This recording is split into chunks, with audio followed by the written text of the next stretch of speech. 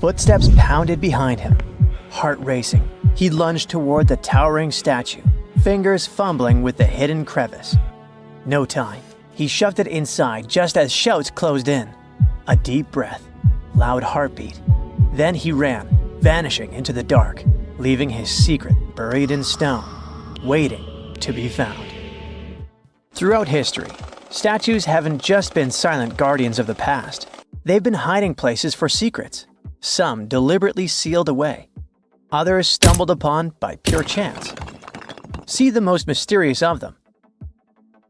In 2016, as Australian experts prepared a 645-year-old statue for auction, they uncovered a hidden secret, an ancient banknote tucked inside its hollowed head.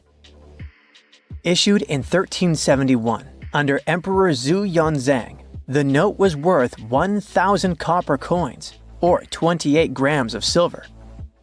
More strikingly, it carried a grim warning. Despite passing through multiple owners, the hidden bill remained undiscovered for centuries. A rare relic from an era when paper money was still a novelty, the note was soon listed for auction, its journey through time continuing into the modern world. Statues became more than just symbols. They were guardians, keepers of history, and sometimes even life-saving tools. In 2017, restoration experts working on an 18th-century statue in Spain made a remarkable discovery. Hidden within the statue's hollow interior were two letters written in 1777, providing insights into daily life, local customs, and the economy of the time. Similarly, in 2023, during renovations at the United States Military Academy in West Point, a box was discovered inside the marble base of a statue depicting the hero Tadeusz Kosciuszko. Placed there nearly 200 years ago, this time capsule offers a tangible connection to the institution's storied past. The mystery surrounding statues and their potential to hide secrets extends to some of the world's most iconic monuments. Few places are as shrouded in mystery as the Great Sphinx of Giza. For centuries, archaeologists, historians, and explorers have speculated about what might lie hidden beneath its massive limestone figure. Some people thought the Sphinx concealed the legendary Hall of Records, a supposed library containing ancient knowledge, possibly even lost wisdom from Atlantis. In recent years, advancements in ground-penetrating radar technology have revealed voids beneath the Sphinx, leading many to believe that the statue may hide undiscovered chambers or passageways, some possibly linked to royal tombs or hidden structures. The potential of hidden chambers beneath the Sphinx has captivated imaginations for generations. But what is perhaps even more intriguing is the recent work done by researchers from New York University, who studied the environmental forces that shaped the Sphinx. After recreating ancient wind patterns, the researchers concluded that the Sphinx may have originally been shaped by natural erosion before humans further refined its form. Such revelations open up new avenues for understanding the monument's purpose, as well as the cultural and spiritual significance it held back then. The ancient Egyptians revered Sobek, the crocodile-headed god of power and the Nile, and often mummified crocodiles to honor him. These creatures were placed in temples or tombs as offerings to the gods or to ensure their safe passage to the afterlife. Recently, a group of researchers dove into an interesting study about a crocodile that received the mummification treatment from Egyptian embalmers. They used a CT scanner to uncover all sorts of fascinating details about how this crocodile met its maker and what happened to its body afterward. For the ancient Egyptians, animals weren't just pets, they were major players in their rituals, acting as a bridge between humans and the deities. Hawks, for example, were associated with Horus, the sun deity, since their flight brought them closer to the sun. Cats were linked to Bastet, the fierce and protective mother deity. Crocodiles were among the favorite animals for mummification. These reptiles were seen as symbols of Sobek, the lord of the Nile, whose presence announced the annual flooding that brought much-needed water and fertile soil for farming. In the past, studying such artifacts could mean damaging the mummy, But thanks to modern imaging techniques, the researchers were able to examine the crocodile while keeping it intact. X-rays and CT scans revealed that the crocodile's digestive system was packed with small stones called gastroliths, which crocs often ingest to aid digestion and maintain buoyancy. Amid those stones, they even found a metal fish hook and a fish. This suggests that large mummified crocodiles were likely caught in the wild using hooks baited with fish. This almost aligns with what ancient Greek historians wrote about life in Egypt. Almost because the Greeks believed that Egyptians used pigs to lure the crocodiles. So, as you've noticed, researchers and archaeologists use cutting-edge technology and meticulous hands-on work to uncover the secrets of ancient civilizations. The process begins with surveys using ground-penetrating radar and 3D scanning to detect hidden chambers, tunnels, or anomalies beneath the surface. Once a promising site is identified, careful excavation begins. Layers of soil and debris are removed slowly, ensuring that no detail is lost. The exhibition of Rijksmuseum in Amsterdam features a remarkable 15th century Tibetan gilt copper statue of Guhiya Samaja Akshobhya. This figure, symbolizing the unity of opposing forces and a higher state of enlightenment, was previously unknown to the museum's collection. Recent examinations of this statue have revealed hidden relics and scrolls within its hollow structure, offering profound insights into the religious practices of the time. The exhibition showcases over 75 masterpieces from Asia, including the newly acquired Guhiya Samaja Akshobhya statue, highlighting the intricate craftsmanship and spiritual significance embedded within such artifacts. In the heart of Verona, a secret lay hidden for decades within the bronze statue of Juliet. Sculpted in 1969, she became a symbol of love, touched by countless visitors seeking romance and luck. But beneath her worn surface, Juliet was silently guarding something extraordinary. Over time, tiny cracks formed from years of affectionate caresses.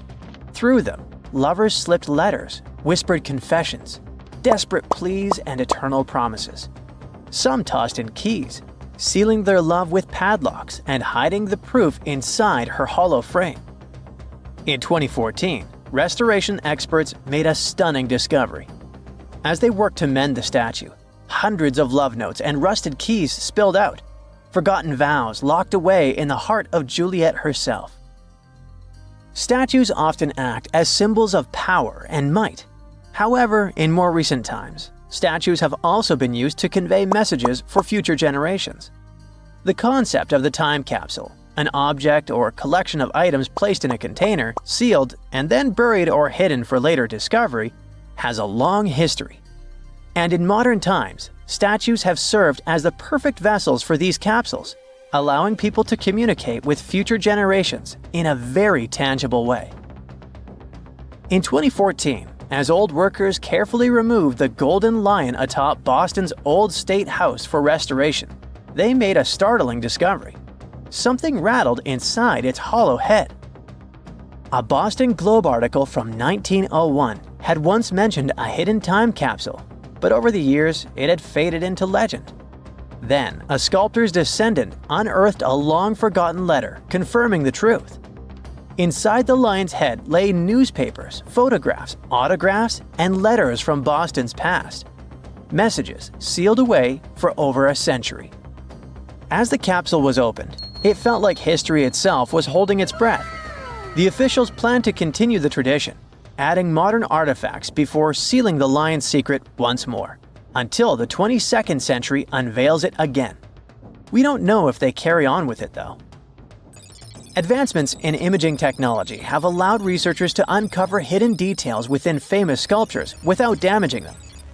In 2014, restoration experts in Mexico made a shocking discovery while examining a 300-year-old wooden statue.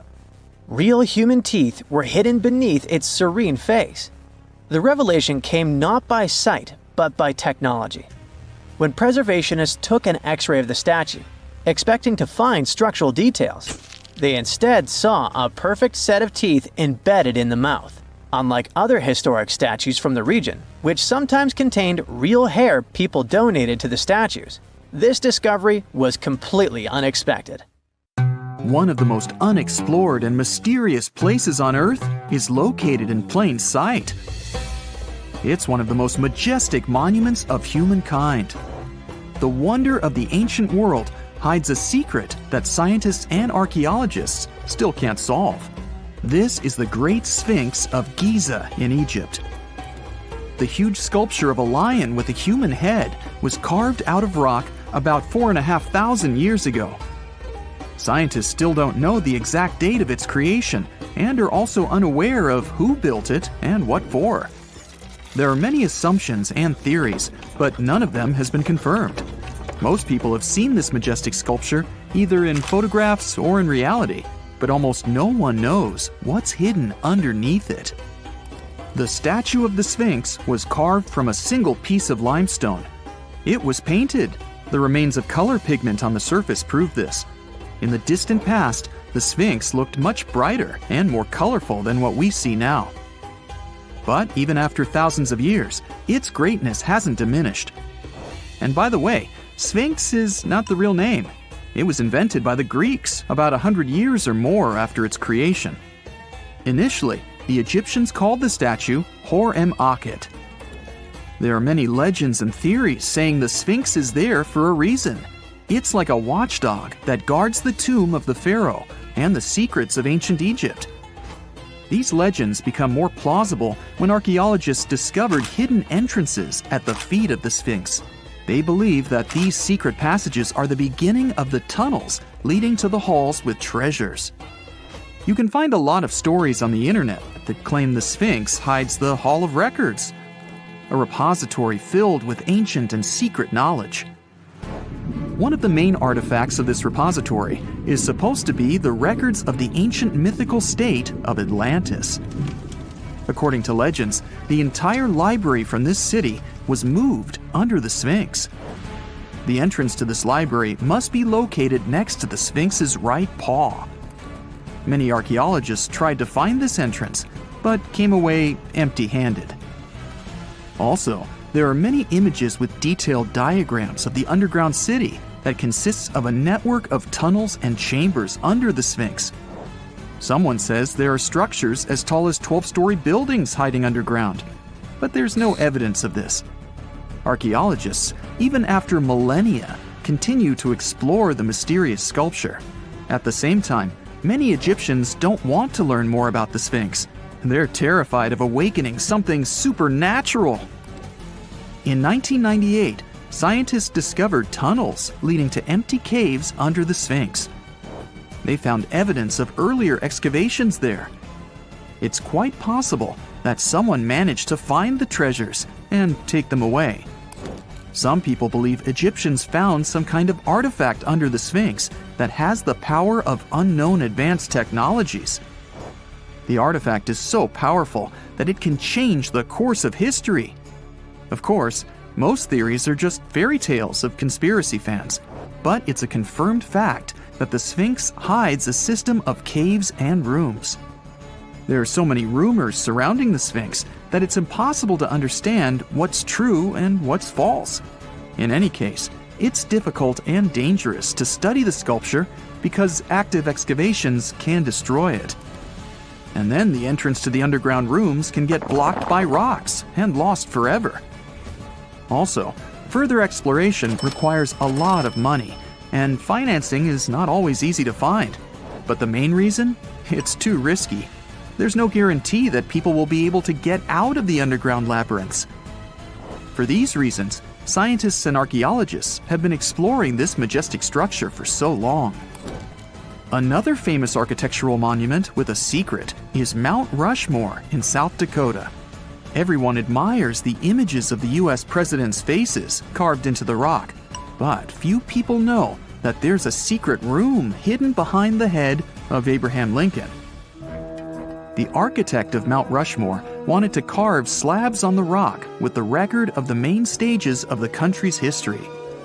But his plan was too complicated to carry out. Then he was offered to implement it on a much smaller scale. to build a secret room inside the mountain. The idea was to save this knowledge so that future generations will always remember the history of their country. Unfortunately, the architect didn't have time to finish his work. The construction stopped for several decades. But in the late 90s, the project was resumed. Porcelain enamel panels depicting the history of the US were placed in the room. It's possible that these plates will be stored there forever. But people can't see them, at least for now. The room is inaccessible to tourists as it's too difficult to get inside. Another secret room is located in the Empire State Building. More precisely, it's not even a room, but a place where you can take cool photos. Almost all tourists gather on the observation deck of the 86th floor to enjoy a stunning view of Manhattan.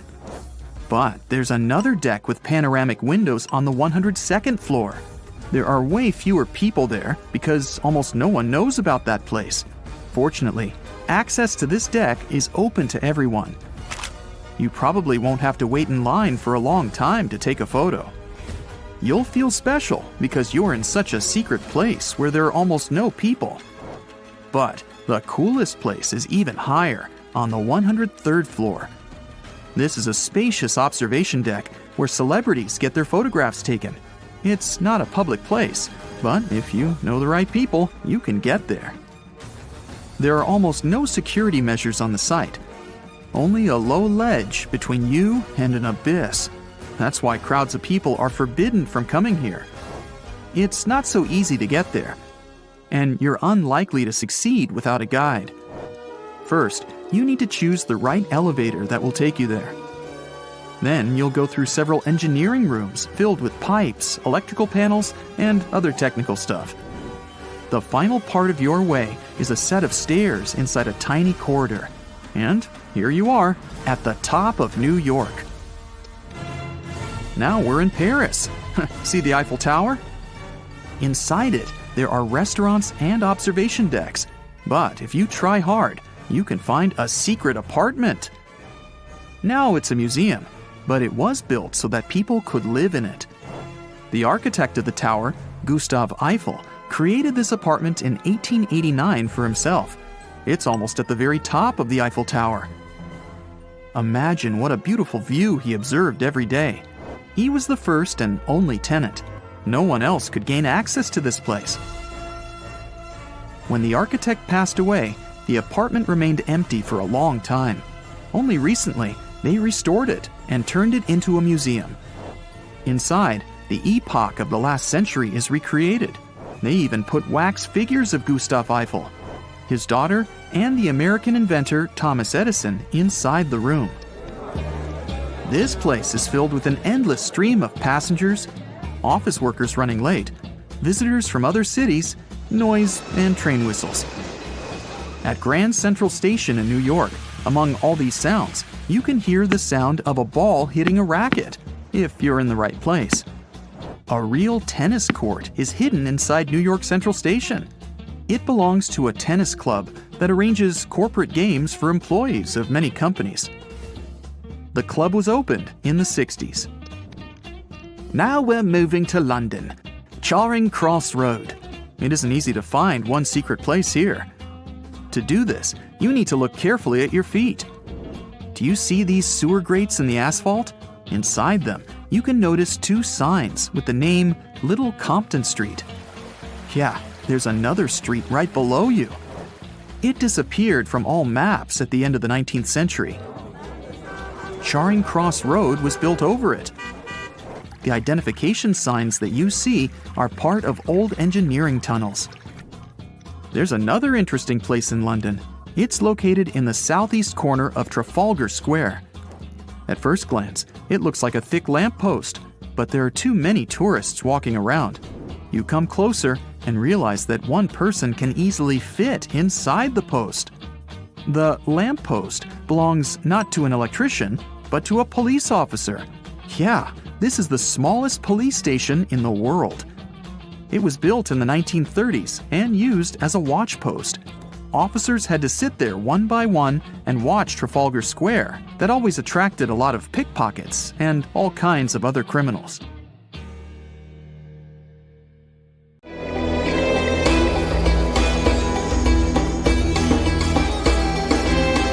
The Great Pyramid was created as the final resting place of ancient Egyptian monarch Khufu. According to legend, French leader Napoleon entered the Great Pyramid and came back out looking shaken and super pale. He never revealed what he saw inside, but whatever it was is said to have affected him for the rest of his life. When Napoleon entered the pyramid, he would have walked through a super tight and ascending passageway. He'd then go through another passageway known as the Great Chamber. This corridor would have been much taller than the previous one and would have cobbles too. He'd then reach the King's Chamber, the centerpiece of the Great Pyramid, which was lined with huge blocks of granite. But it wouldn't have looked as grand as we might imagine. There are no hieroglyphics decorating its walls, as Egyptians only began decorating the burial chambers of pyramids much later on. The pharaoh's tombs deep inside the pyramid would have also been filled with treasures, from chunks of gold to the world's most expensive jewelry. But this would have all been looted a long time ago.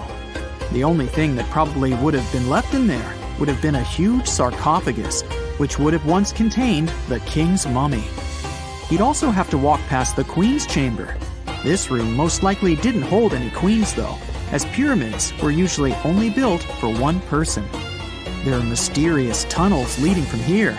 To this day, no one is really sure what they're there for. And that's not the only mysterious and creepy thing Napoleon may have encountered, as stories of pharaohs leaving ancient curses on pyramids go way back. Many pyramids had warnings written on the outside, telling of horrifying things that would happen to those who entered and disturbed the peace. We might not know what exactly Napoleon found in the Great Pyramid that scared him so much, but we know for sure what was found in Tutankhamun's tomb. Tutankhamun was an ancient Egyptian pharaoh who was only 8 or 9 years old when he took to the throne. He became a cultural phenomenon when his tomb was discovered almost completely intact in 1922. His pyramid sits in the Valley of Kings in Thebes, modern Luxor, which is in Egypt. Unlike the Great Pyramid, Tutankhamun's tomb was covered in beautiful wall decorations. The walls told the story of how he would travel to the afterlife through the underworld. Egyptians believed all people would have to take this journey, so they would fill their tombs with objects and paintings to help them get there. There'd also be spells painted on the walls. They believed this would help people pass over to the next realm. The journey would be pretty long, and for that reason, the ancient Egyptians would also fill the pyramids with food. Tutankhamun's pyramid was filled with 8 fruit baskets. They even found something called gingerbread fruit in there. The rooms were jam-packed with furniture, statues, clothes, and staffs, amongst a whole bunch of other things. You'd likely find a lot of clothes and expensive jewelry in the pyramids as well. The ancient Egyptians wanted their ancestors to travel in style to the afterlife. They put Tutankhamun in his final resting place with over 50 pieces of clothing, all of the highest quality. There were tunics, scarves, gloves, and headdresses, and a ton of jewelry. Bracelets, pendants, necklaces, rings, and scarabs for protection were all found inside. Each of them was made of gold or precious stones. There were also fans made of ostrich feathers to keep the old pharaoh cool in the hot Egyptian sun. But the temperature inside the pyramids never actually went above 68 degrees Fahrenheit. The ancient Egyptians developed a super cool air conditioning system that we don't fully understand even today. Tutankhamun's pyramid also contained 130 walking sticks made from ebony, ivory, silver, and gold to help him on his journey. There were 3 chariots hidden away in case he got tired of all the walking. They also put 11 boat paddles inside, but there was no sign of any boat. The pyramids would be littered with the pharaoh's favorite scents and perfumes. During the excavation of Tutankhamun's pyramid, it quickly became clear that it had been robbed during ancient times. There was damage to doors and traces of oils left in empty jars. It looks like someone raided the pyramid for gold and the scents, perfumes, and oils that had been left for King Tut. There was still a bit of perfume, which was made from coconut oil and frankincense, left in one bottle. It seems like Pharaoh Tutankhamun loved board games. There was an ivory traveling set of Senet in his pyramid. Although we don't know for sure exactly how to play it, we have figured out it was sort of an ancient Egyptian version of backgammon. It looks like it was a two-player game where the goal was to knock your opponent off the board. Not really sure who Tutankhamun's mummy was supposed to play with, though. The ancient Egyptians had some rituals that may seem pretty strange to us. For example, they used to shave their eyebrows off if they ever lost a cat. So it's not too surprising they put some really weird things inside pyramids. Archaeologists discovered a collection of mummified cats and scarab beetles in pyramids that date back more than 4,000 years. They were found in the pyramids of Saqqara, which is south of Cairo. They also found a bunch of makeup kits and mirrors inside. Makeup was worn proudly by both men and women in ancient Egyptian times. Eyeliner was the most popular cosmetic. The Rosetta Stone was one of the best discoveries ever made in pyramids. It was found by our man Napoleon Bonaparte and his team.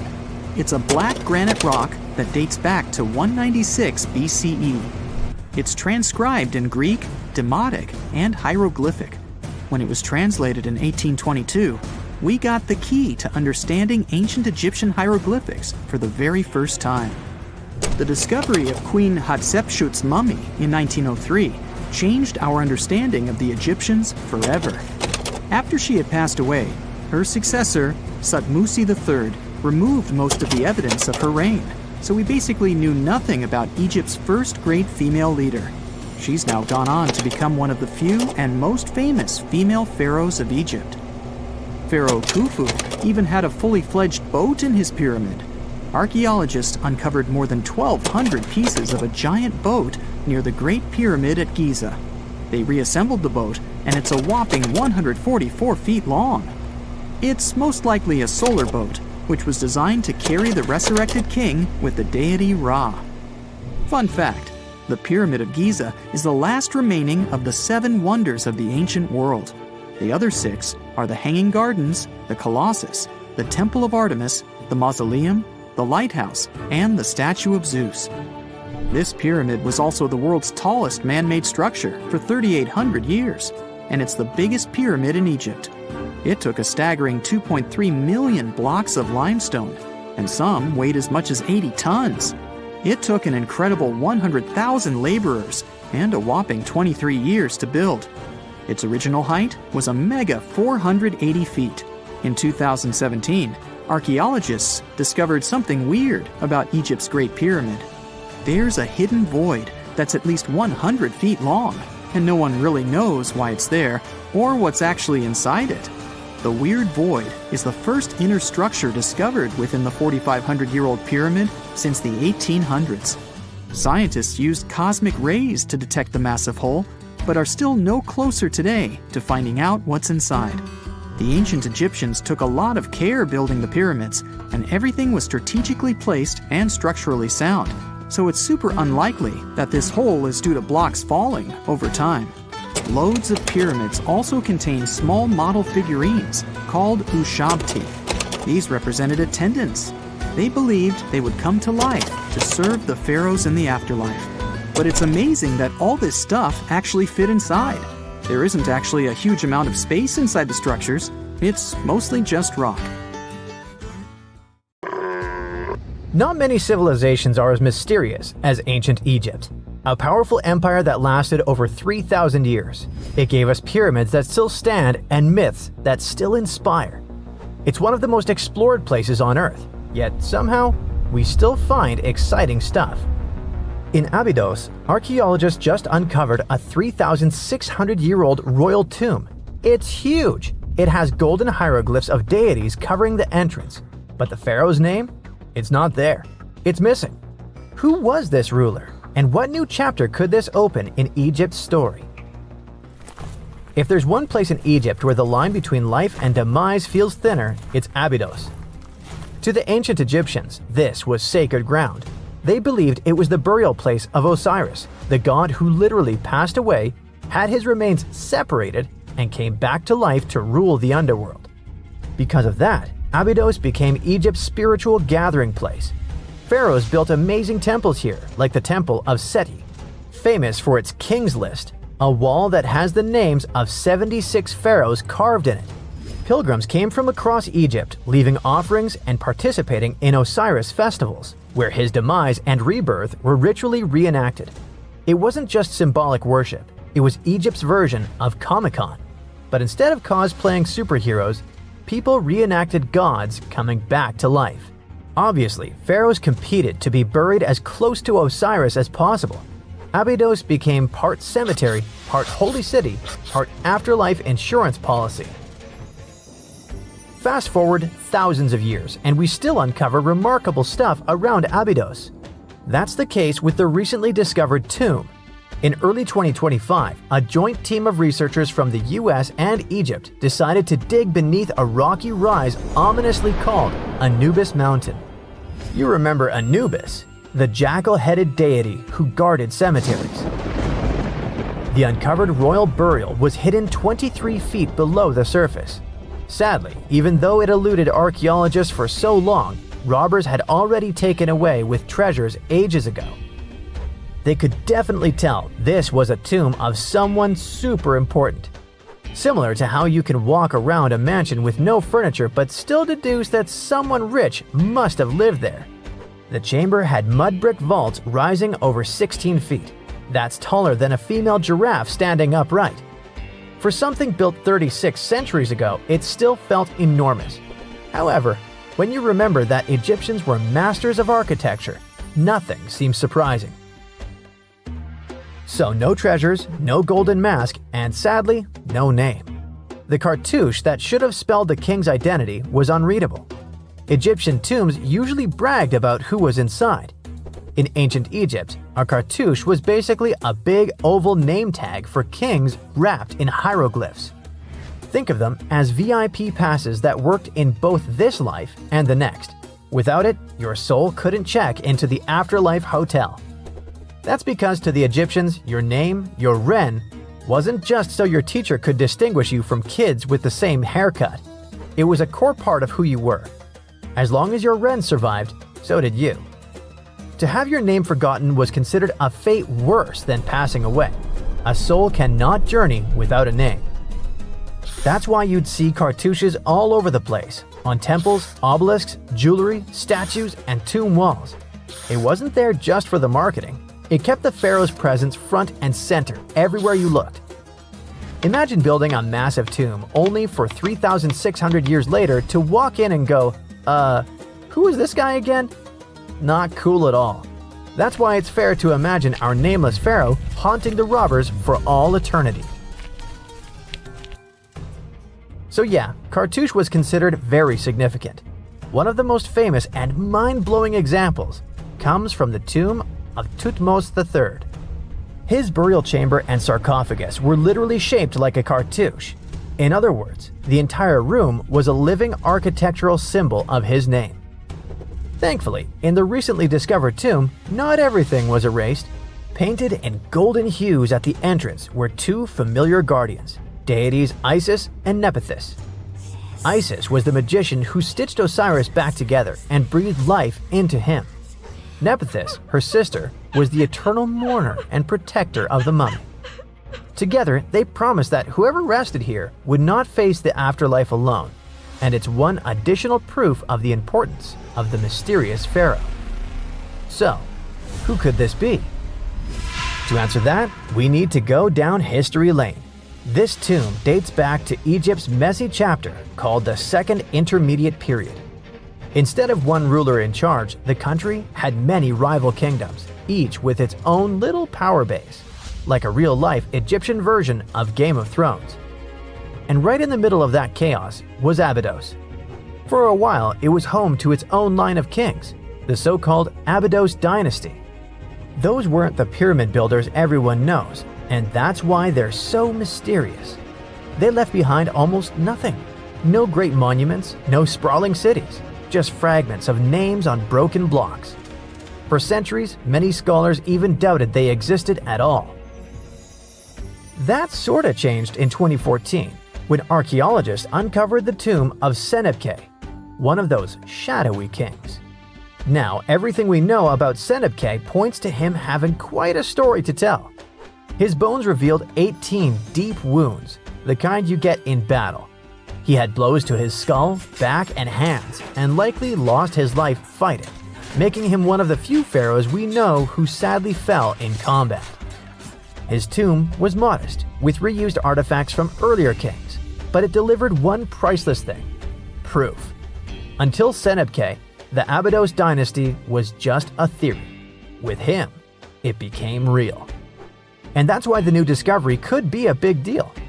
The newly uncovered royal tomb at Abydos shares the same layout and style as Senebkay's. It has limestone chambers, mud brick vaults, and protective deities, although it's much bigger. Which again raises the possibility that we're looking at an even earlier, more powerful ruler of Abydos. Whoever he was, he wanted to be remembered alongside the greats. Which is ironic, because it seems that history tried erasing him. Perhaps additional findings alongside his tomb could tell us more. Yes, there's more, and it's actually pretty cool. Not far from Abydos, in the village of Banawit, archaeologists uncovered a Roman-era pottery workshop. Yeah, you heard that right, a pottery factory close to a pharaoh's burial ground. The site had huge clay kilns, storage rooms, and even broken shards called ostraca. They were basically ancient sticky notes. Except instead of shopping lists, those had receipts scratched onto them in Greek and Demotic Egyptian. Little records of everyday transactions, the kind of thing you'd never expect to find near a lost dynasty king. Honestly, the potters missed a chance. Forget boring receipts, they should have been selling Osiris's mugs and Anubis figurines to pilgrims and tourists. But that's not all. It seems that centuries later, during the medieval period, the same ground became a cemetery. Archaeologists found mud brick graves with skeletal remains. This could mean that Abydos kept its aura of significance for hundreds of years after the age of pharaohs. So why this hill again and again? Is this place really a getaway to the afterlife? It is, after all, the very place where Osiris is said to rest. That belief lingered like a shadow for thousands of years, strong enough to pull in pharaohs and later medieval families. Different rituals, same sacred ground. Although, to be fair, the Romans weren't here for Osiris. They came to make pots. The story of Abydos is not over. The excavations will continue, and who knows what else could be discovered in the future. Today, archaeologists are armed with tools that are basically X-ray glasses for the desert. Every scan could reveal a hidden chamber, or if we're lucky, finally give our nameless pharaoh his wren back to him. In fact, I became strangely invested in finding out who he was. So let's hope for some news soon. It's only a matter of time. Do you have your own theories? Let me know.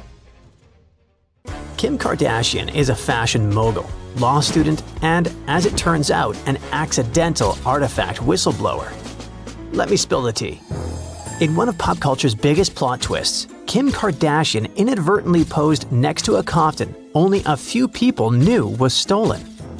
Her picture went viral, and somewhere around the globe, one of the looters involved in stealing the coffin saw it.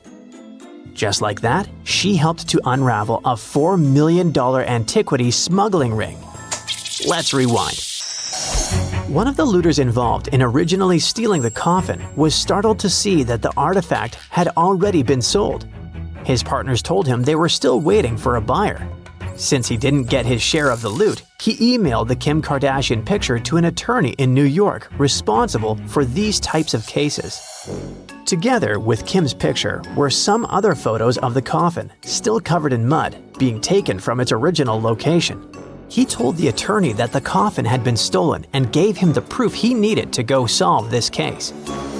Back in ancient Egypt around the 1st century BCE, a man named Ngemonk passed away. He was a high-ranking priest who served the ram-headed deity of Heracleopolis. And when someone like that passes away, their send-off was special. Ngemonk's coffin was a golden masterpiece. In ancient Egyptian belief, gold wasn't just for show, it was sacred. It symbolized the essence of the deities and was thought to help people be reborn in the afterlife. This particular coffin even spelled out its inscriptions, linking the precious metals directly to divinity, rebirth, and the power of the sun. Fast forward to 2011. Egypt was going through major political upheaval, and amid the chaos, tomb raiders took their chance. In the Al-Minya region near Cairo, looters broke into Najamunk's site. They dug up his gleaming coffin and smuggled it out of the country. First, the coffin landed in the hands of a dealer in the United Arab Emirates who forged export documents, claiming it was a Greco-Roman artifact to disguise its true Egyptian origins. Then it traveled to Germany, where a gallery owner had it restored and, allegedly, faked a license saying it had been legally exported back in 1971. With new papers and a polished look, it was passed to two French antiquities dealers who sold it to none other than the Metropolitan Museum of Art in New York for $4 million. And just like that, in 2017, Najamunk's radiant coffin was on public display once again, this time in New York. The Met was absurdly happy to have acquired this piece. All over New York, you could see buses advertising the Met's new exhibition, based on this ancient Egyptian relic. The Metropolitan Museum of Art is one of New York's most prestigious museums. It's home to some of the world's biggest curators. And once a year, it hosts the celebrity-filled event known as the Met Gala. In 2018, the yearly theme of the world-famous Met Gala was Heavenly Bodies. And that's when Kim Kardashian walked onto the red carpet wearing a beautiful, sparkling Versace gold dress. She was wandering around the museum when she saw something that matched her dress and posed in a photo next to it. Of course, the queen of the internet went viral, standing right next to Najamunk's coffin. And that's when it all happened.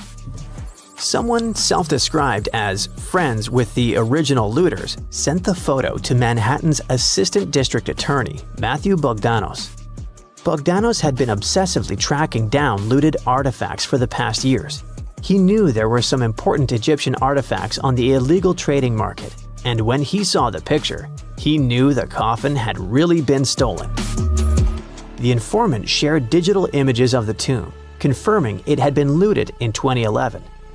And as investigators dug deeper, they found the missing piece, a human finger bone still inside the coffin. Yep, when the looters threw away the mummy's body into the Nile River, they left something behind, one of its fingers. But later on, this piece of evidence was key to proving the artifact's origin. By 2019, the Met returned the coffin to Egypt, and its CEO issued a formal apology. The museum, now aware it had been duped, vowed to overhaul its acquisitions process and even try to recover the money. Meanwhile, one of the European men involved in the forging of the illegal documents of the coffin was arrested in Germany in 2020. He maintains the paperwork was legit, but hey, the evidence says otherwise. Just FYI, next time someone says Kim Kardashian is famous for nothing, remember, Kim Kardashian accidentally helped to solve one of the art world's biggest modern heists. Moving forward, this next story is also worth a few millions, but to some, it should never be sold. Chris Pepe was just 7 when he first glimpsed the sparkling relics, tiny gems in a glass case at his great-uncle's house. Back then, they were just part of the furniture, but as he grew older, he learned the truth. That these weren't just pretty stones. They were discovered beside what's believed to be the actual remains of the Buddha. It all began in 1898 when Chris's great-grandfather, William Claxton Pepe, a British landowner in colonial India, excavated a mysterious mound near the village of Piprawa. Inside a deep stone chamber, he found bone fragments, gold, and crystal reliquaries. One box had an inscription in ancient Brahmi script stating the remains belonged to the Buddha himself and had been gifted to his clan, the Shikyas, after his cremation. The discovery rocked the world. News spread through international papers, and scholars confirmed its authenticity. The discovery even helped map ancient Buddhist roots and identify Lumbini as the Buddha's birthplace. Though it happened during the colonial era, the story is more complex than simple looting. Pepe gave most of the relics away. He gave the bones to the king of Siam, which is now called Thailand, and the rest to Indian authorities. Only a few duplicates of the stones stayed with the family and were passed down through generations. When Chris inherited them in 2013, he and his cousins didn't hide them. They launched the Piprawa project, digitized family archives, and loaned the relics to museums around the world, from New York's Met to Seoul's National Museum, always free of charge. But in 2025, the whole thing became controversial when the family planned to auction the gems at Sotheby's in Hong Kong. The Indian government intervened, even issuing a legal notice demanding the auction's halt, saying that the relics are sacred and a cultural heritage. They argued that the sale violated Indian and international laws, including United Nations conventions, and called for the relics' repatriation to India for preservation and religious purposes. And talking about sacred items coming back home, after more than half a century in exile, 4 ancient bronze sculptures looted from Thailand were finally given back. These pieces are known as the Prakonche artifacts. They consist of 3 Bodhisattva statues and 1 Buddha image that were unearthed in the 1960s by villagers in Buriram province. If you've ever been to that part of the world, you'll know most people are very devotional and connected to their spiritual beliefs. So unearthing something like that is as close to the sacred you'll probably get in a lifetime. But the items were smuggled out and eventually landed in the Asian Art Museum in San Francisco. These statues are estimated to be 1,300 years old. They were tied to a man called Douglas Latchford, a notorious figure in the illicit antiquities trade. Now, after years of pressure, the museum has agreed to their return. Thai officials, along with U.S. Homeland Security, confirmed the artifacts have been deaccessioned and will be soon repatriated. This isn't the museum's first time returning treasures. In 2021, it surrendered ancient lintels after a lawsuit from U.S. authorities. But this latest move hits close to home, literally, for one of the villagers who helped discover the artifacts and never dreamed they'd vanish overseas. Hey, I bet you didn't know that trees used to grow in the middle of Egypt's barren, sun-roasted Sinai desert. It's true. If you can't picture it, I don't blame you. But archaeologists have recently stumbled upon a tree-lined boulevard. Yep, an actual green avenue leading to a massive ancient fortress. No, this isn't some mirage or an overactive imagination, although I do have one. But it's turning our ideas of ancient Egyptian desert life upside down. Let's rewind a bit. The site in question is called Tel Abu Saifi, located in the northern part of the Sinai Peninsula. For a long time, it was known as a dusty archaeological footnote, the home of ruins from the Ptolemaic and Roman periods. You know, the era after Alexander the Great swaggered through Egypt and the Roman Empire called dibs. But recently, Egypt's Ministry of Tourism and Antiquities decided to give it a fresh dig. And what they found out turned to be more than just a forgotten outpost. We're talking about a full-on military fortress with defensive trenches, paved roads, lime kilns, barracks for soldiers, and even room for their families.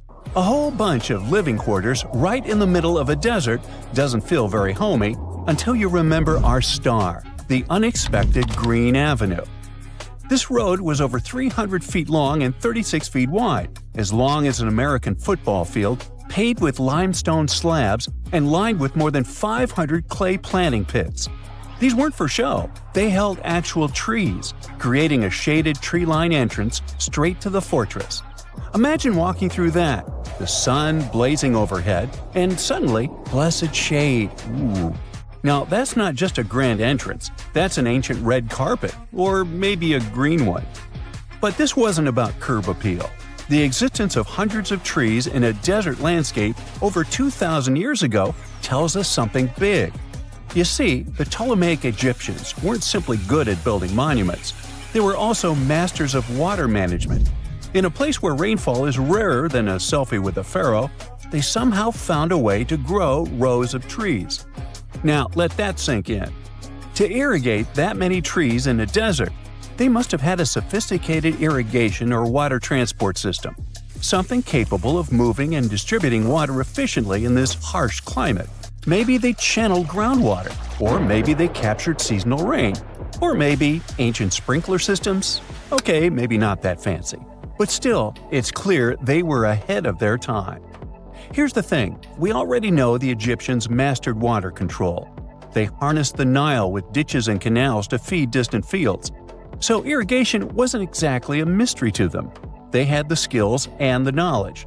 And sure, scientists still debate what the Sinai climate was like 2,000 years ago, but many believe it may have once been greener.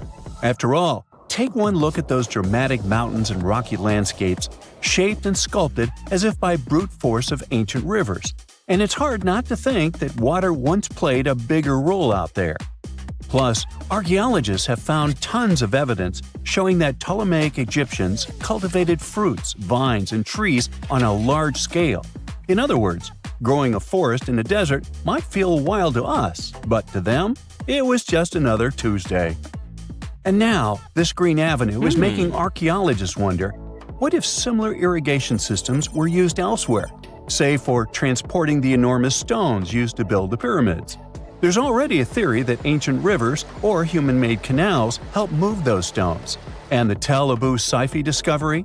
Well, it might just be the missing puzzle piece. This isn't just a dream. Back then, rivers were like highways, power grids, and cargo trains of the ancient world, all rolled into one. Egyptians used them for everything: irrigating crops, trading goods, powering industry, and even mobilizing for war. If you were doing something important, odds are it involved a river. But wait, it gets even better. Excavations revealed deep defensive trenches, like ancient moats, dug more than 6 feet deep around the fortress. Those weren't just muddy ditches. They were part of an elaborate defense system designed to be filled or bridged to control access. Think of it as ancient Egypt's version of a retractable security gate, minus the hydraulics. And while the trenches were keeping intruders out, life inside the fortress was bustling. Remember how we said archaeologists had found military housing units? It turns out soldiers might have lived there with their families. So this wasn't just a barracks, it was a thriving community, with meals, routines, kids playing, and probably a whole lot of ancient gossip flying around the dinner table.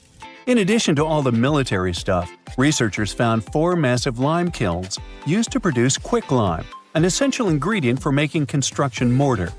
These kilns are a big deal because they suggest that during the later Roman period, Tel Abu Saifi turned into an industrial hub.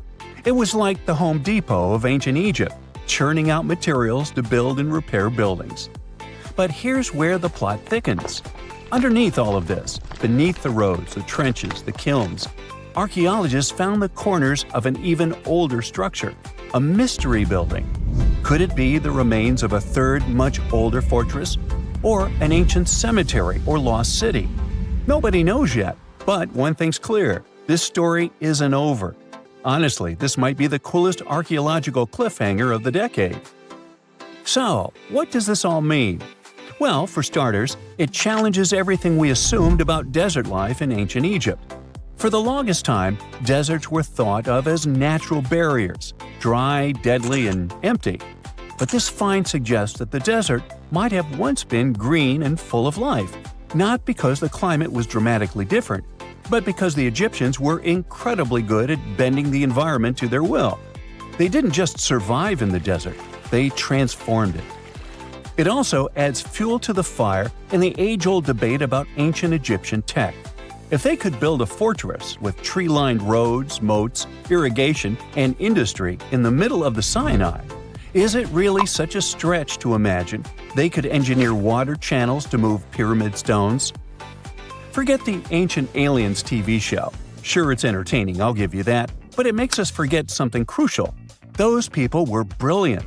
A lot of what we call modern technology is recycled ancient ingenuity. And who knows how much knowledge we've lost over time. Meanwhile, the dig continues. Scientists are now mapping the entire Tel Abu Saifi site, trying to piece together how all the structures connect. Some want to analyze soil samples to find traces of old tree roots, and maybe even figure out what kinds of trees once grew there. Imagine if they were date palms. We might be looking at the world's oldest snack lane. You already know that the implications of the discoveries don't stop with history books, right?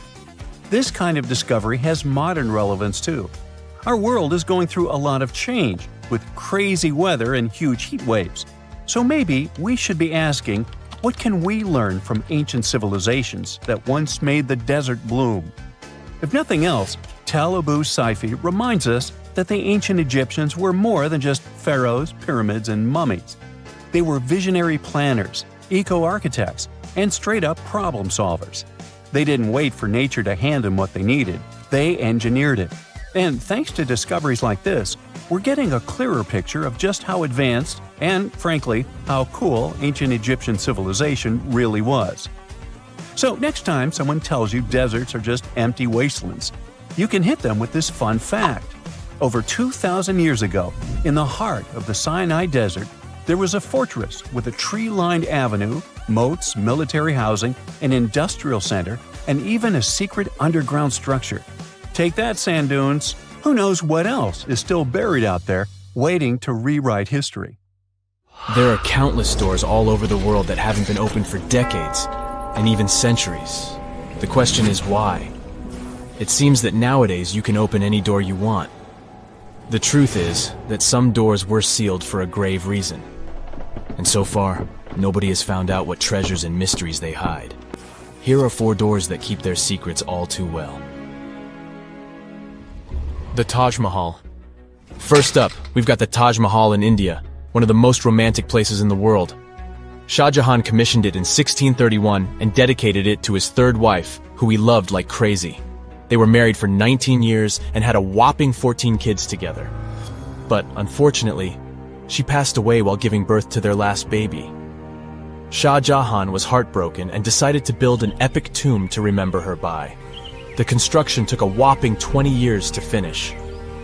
The building has quite an interesting layout. The design is super unusual with these 4 massive 130-foot tall minarets that stand on the corners of a huge platform.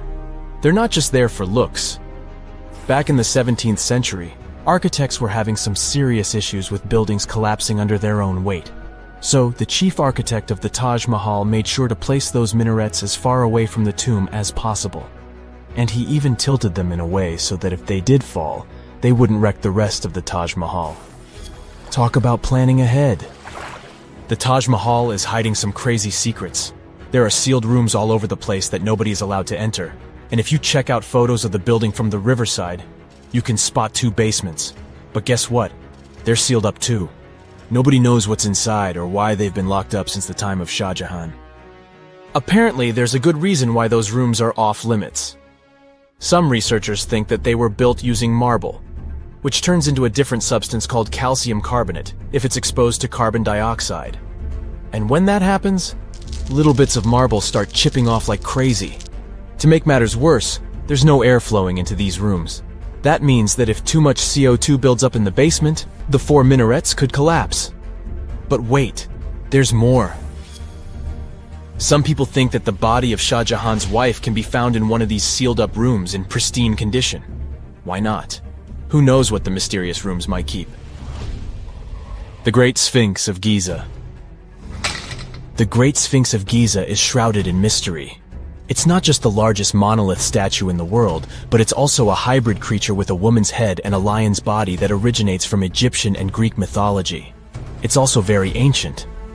It's estimated to be around 4,500 years old. The construction of this marvel took about 3 years and required 100 workers, who were not slaves and were treated with delicacies like sheep and goat meat. It is also thought that it used to be much more massive than it is now. Archaeologists found huge stone blocks and abandoned toolkits near the site. However, the real secrets of the Sphinx lie underground, near its paws.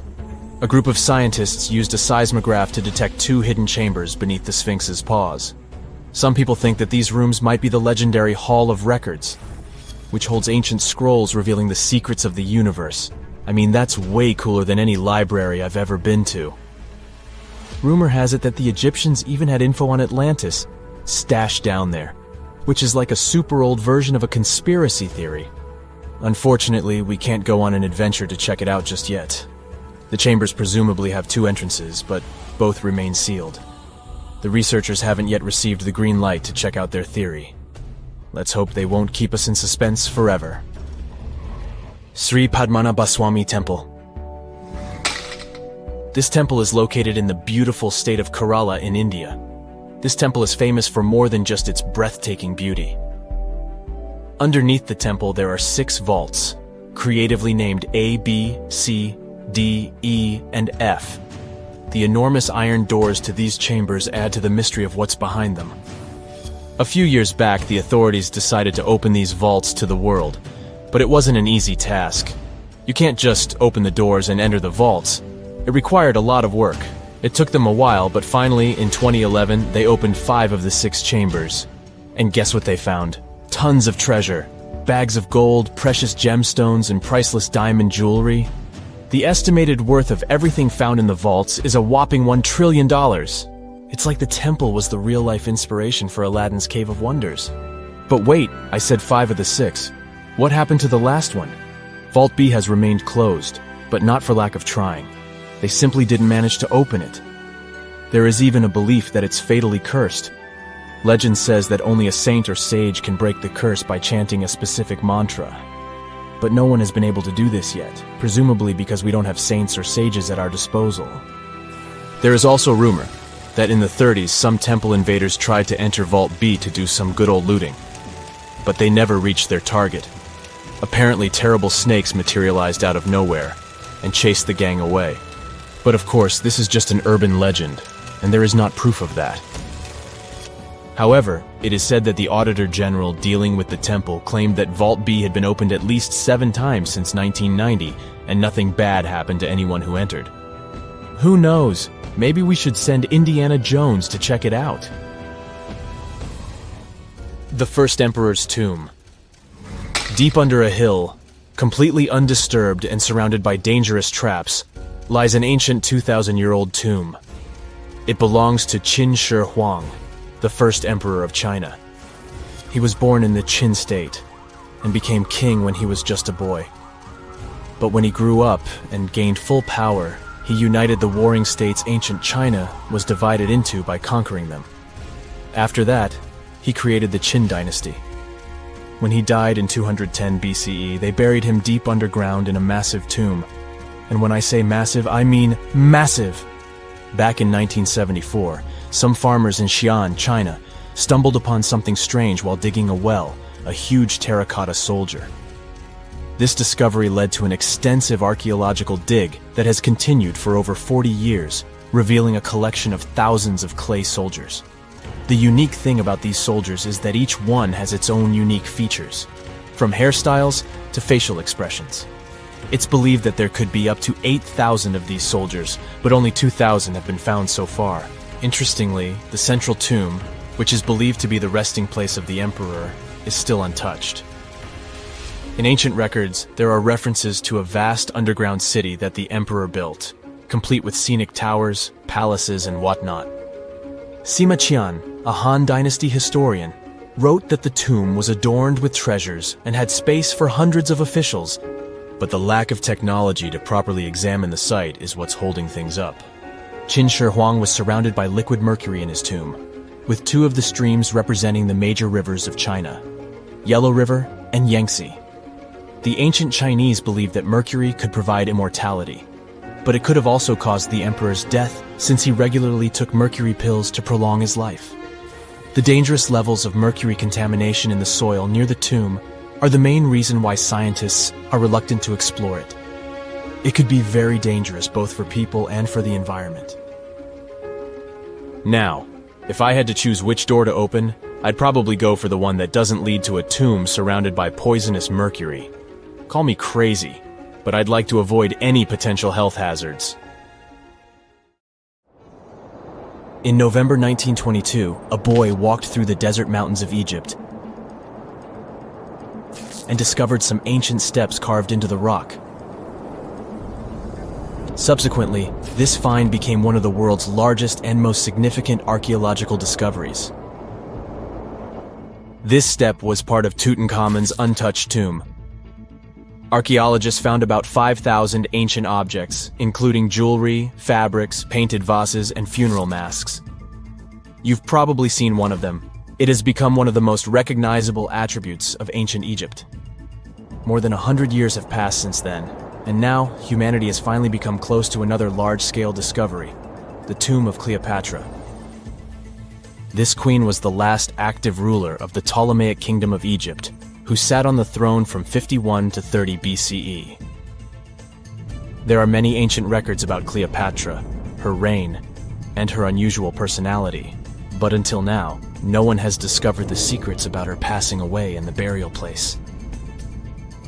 So, one archaeologist, Dr. Kathleen Martinez, has been studying ancient records and temples around Alexandria for decades, and concluded that the tomb of the queen should be located under the ancient city of Taposiris Magna, founded in 280 BCE. It was a big city on the northern coast of Egypt, where tens of thousands of people were engaged in trade and industry, and it seems that Dr. Martinez's guesses turned out to be correct. She and a group of archaeologists have discovered a secret underground tunnel near Alexandria, with a length of about 0.8 miles. It was cut into the rock under Taposiris Magna's temple. During further excavations, they found many things that indicate Cleopatra's tomb lies in the tunnel's depths. It's also possible that she is buried there together with the Roman commander, Mark Antony. According to ancient records, Cleopatra and Mark Antony loved each other and together opposed the Roman Senate, which declared Antony a traitor. The fact that natural disasters have occurred on the territory of Taposiris Magna for thousands of years can complicate the excavations. Earthquakes and floods destroyed the city and possibly flooded its underground tunnels. But archaeologists hope the ancient tomb remains untouched, and that it hides many treasures and records about the royal life of ancient Egypt during the reign of the last dynasty. There's a chance that excavations will go underwater and in the mud. This will require much time and funding, but archaeologists are sure it's worth it. Anyway, it's too early to say that Cleopatra is really buried there, but scientists have found many things in the tunnel that confirm this, including clay pots, dozens of coins with the image of Cleopatra and Alexander the Great, as well as a bust with the image of the Egyptian queen. Cleopatra is still one of the most popular personalities in Egypt, on an equal footing with Ramesses III and Tutankhamun. She inspired many films, paintings, and books, but what made her so popular? She became famous for her inconsistency. She was a beautiful, intelligent ruler who pulled Egypt out of the crisis and made it a prosperous power.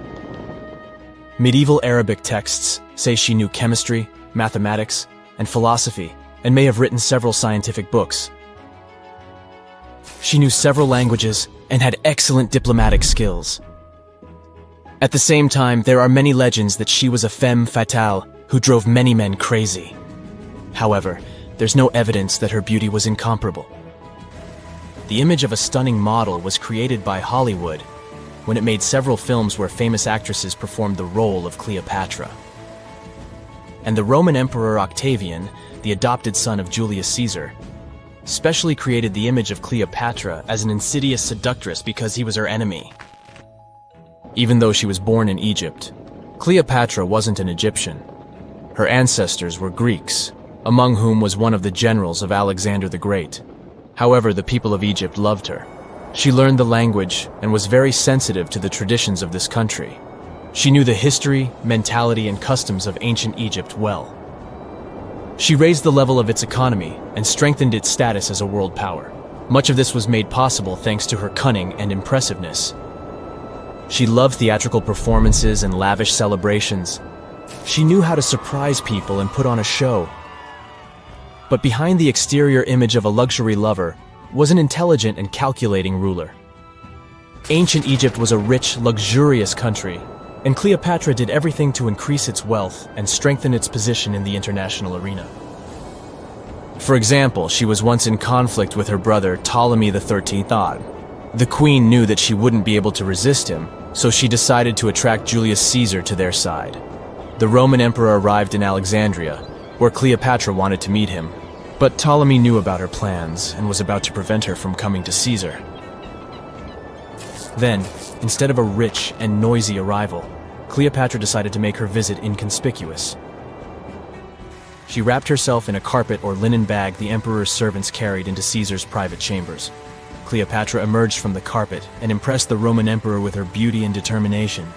As a result, they fell in love with each other and became close allies. After some time, she impressed another influential Roman for diplomatic purposes. She arrived to meet Mark Antony on a golden barge with purple sails and silver oars. Cleopatra was dressed in the image of Aphrodite and sat under a magnificent canopy. Her servants dressed like cupids and were blowing her fan and burning incense. But Cleopatra created such a show for a reason. She knew that Antony revered Greek mythology and considered himself the embodiment of Dionysus. As a result, he was so impressed with this woman that he ended up marrying her. Cleopatra defended her crown, strengthened her alliance with Rome, and bore Antony 3 children. In Egypt, they threw big parties and enjoyed wealth with power. However, the relationship of a high-ranking official with the Egyptian queen caused a scandal in Rome. Octavian was Antony's primary opponent in the struggle for power, so he exploited the situation to darken the competitor's reputation. He used propaganda to make Cleopatra an insidious seductress in the eyes of Roman citizens. He accused Antony of succumbing to her charms. The Roman Senate supported Octavian and declared Cleopatra an enemy. In 33 BCE, this conflict reached a high point when Antony's navy clashed with Octavian's fleet. The latter won and forced his enemy to flee to Egypt with Cleopatra. According to some records, they took refuge near Alexandria. Pursued by the Romans, they hid in one of Cleopatra's palaces and met their end. Some legends say that Cleopatra was an expert in poisons. She provoked a venomous snake, a viper or an Egyptian cobra, to bite her. Also, according to another legend, she pricked herself with a poisonous needle. There's a theory that Cleopatra always carried an ampule with poison inside her hairbrush. And when she was cornered, she soaked the needle with this poison and pricked herself. None of this can be said for sure. Scientists are still trying to find out the truth.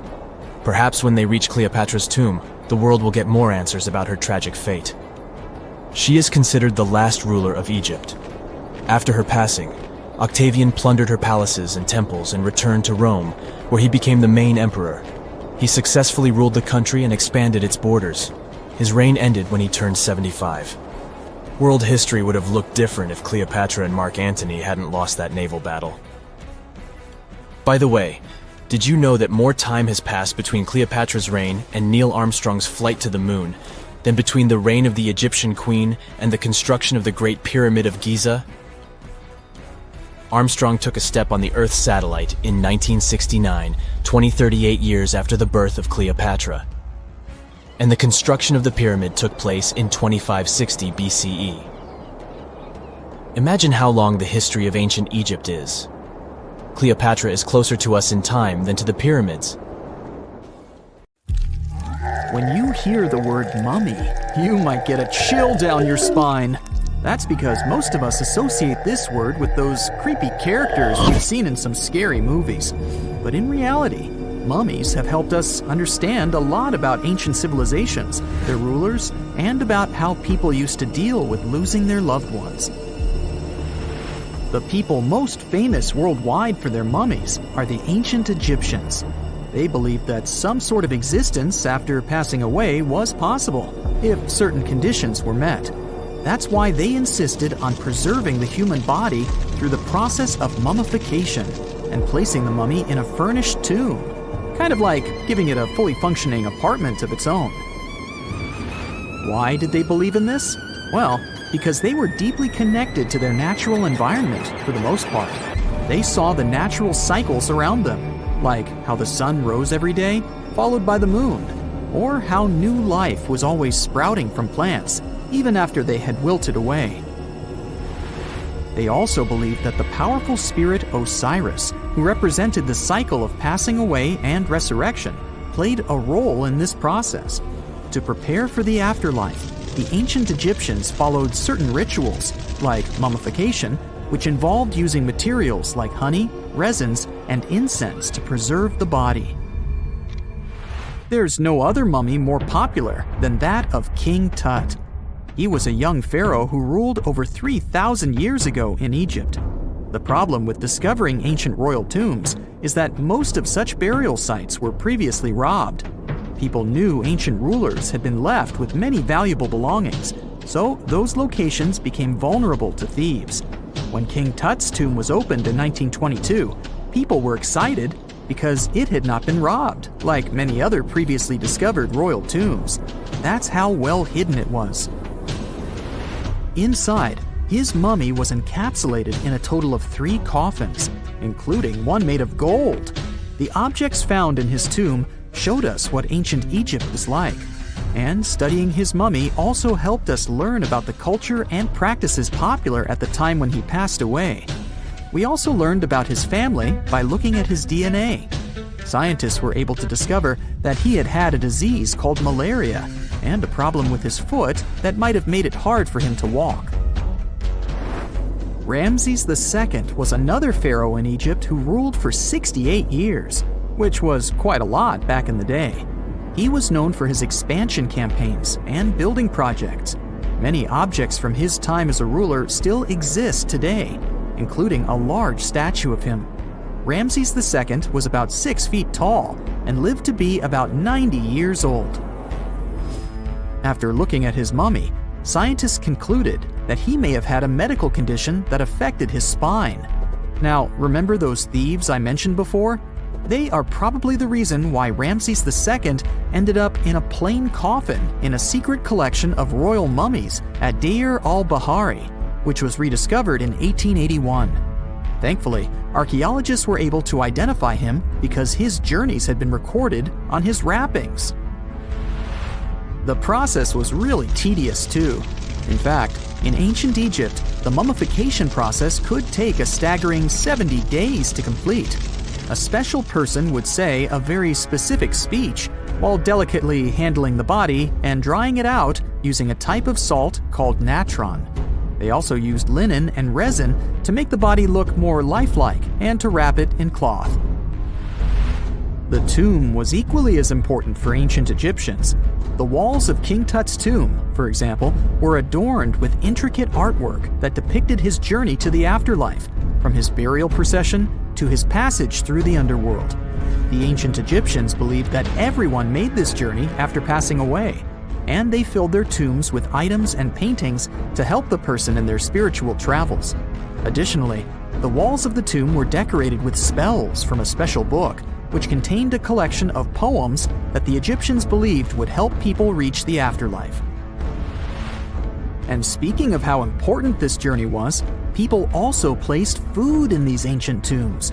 In King Tut's tomb, archaeologists discovered 36 jars of vintage beverages and 8 baskets of fruit, which were believed to be left there to help him in his journey to the afterlife.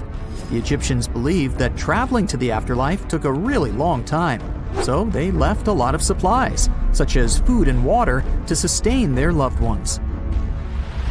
Pharaohs also generally had numerous luxurious garments and beautiful jewelry in their tombs to ensure that they would have a fashionable journey.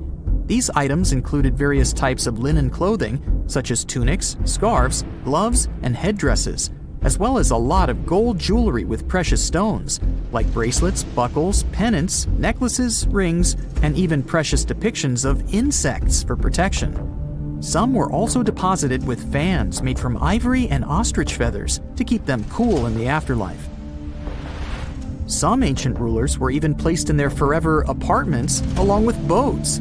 For example, Pharaoh Khufu built the Great Pyramid at Giza as his tomb, and a large ship was found inside. King Tut, however, was buried with multiple boat paddles, but no actual boat. Instead, he had 3 chariots and numerous walking sticks made of precious materials, perhaps indicating he'd rather travel to the beyond by land, not by water. Amongst the most interesting objects found near ancient mummies are bottles of oils and perfumes. If rulers were supposed to be fashionable, why not smell nice too, right? Also, some of them had some ancient kinds of board games, most of them made out of precious materials like gold or ivory. One of those games was called Senet. It was very popular amongst the ancient Egyptians and very similar to modern-day chess. The ancient Egyptians may have the most famous mummies out there, but they weren't the first to invent the procedure. In fact, it all started in South America with an ancient civilization named the Chinchorro. As far as we know today, these people were the first to mummify their loved ones that had passed away. They did it somewhere around 2,000 years before the Egyptians started their own rituals. Sure, we can tell a lot about ancient rulers by studying these mummies, but until recently, we had no idea what they really looked like during their lifetime.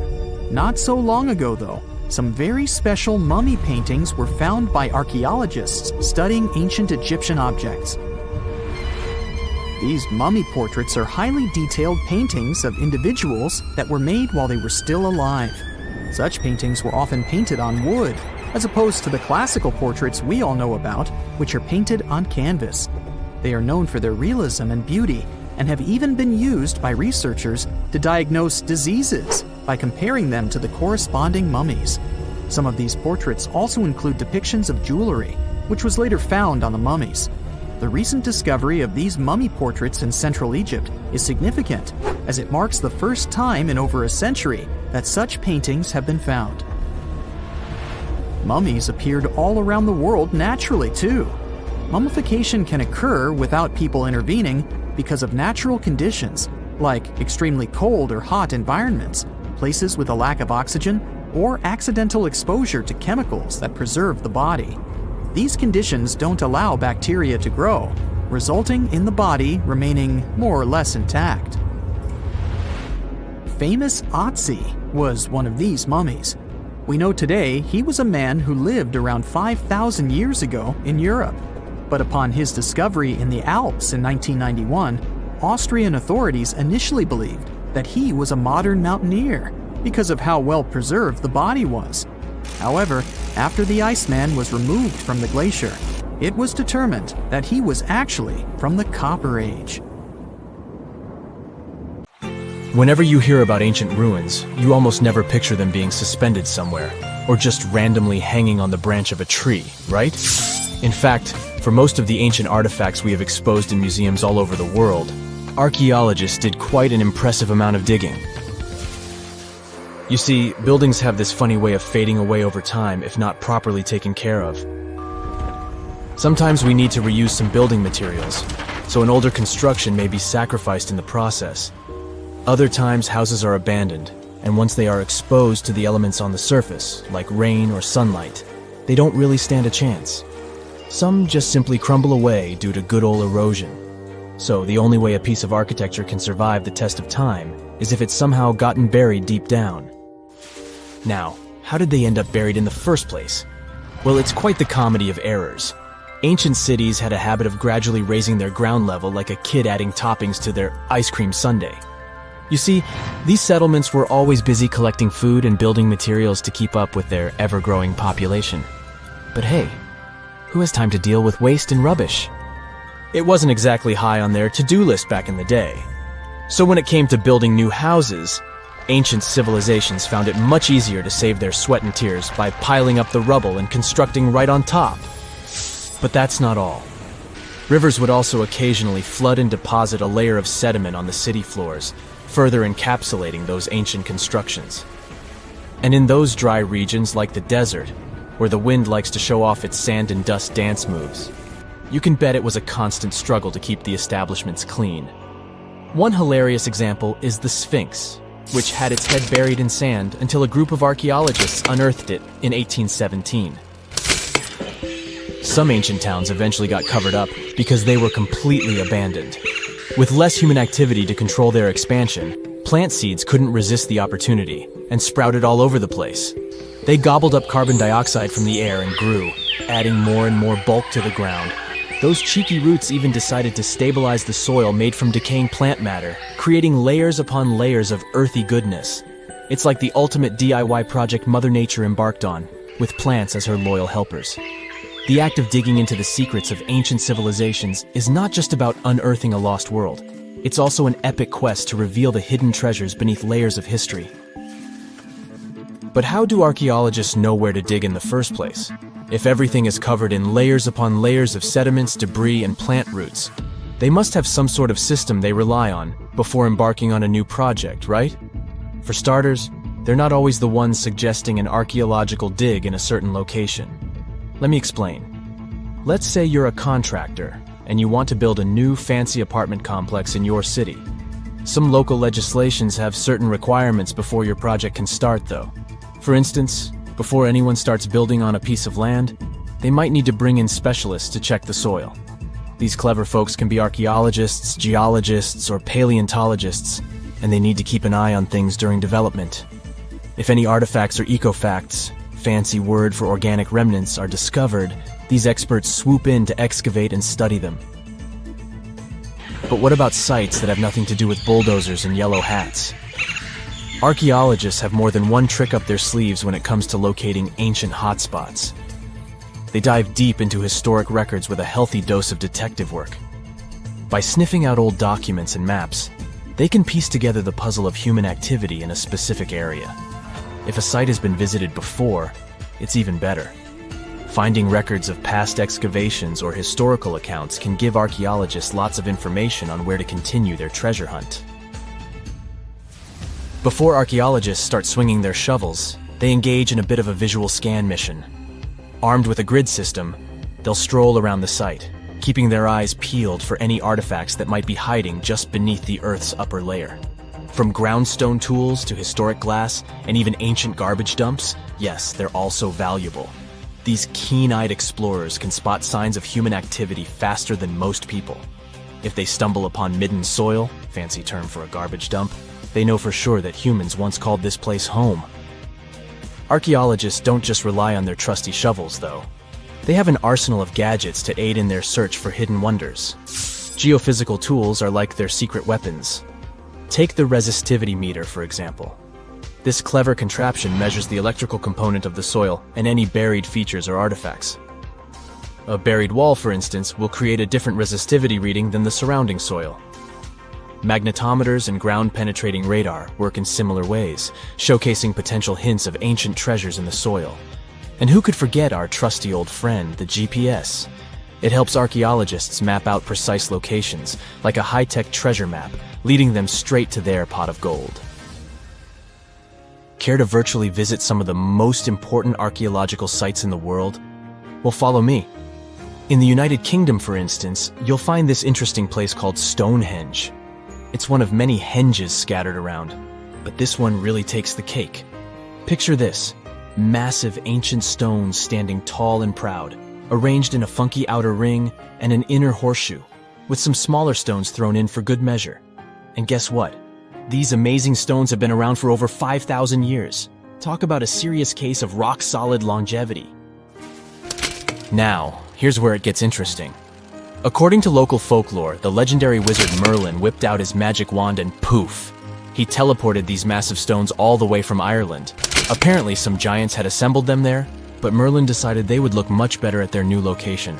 Others think it's just the ruined remains of an old Roman spiritual edifice.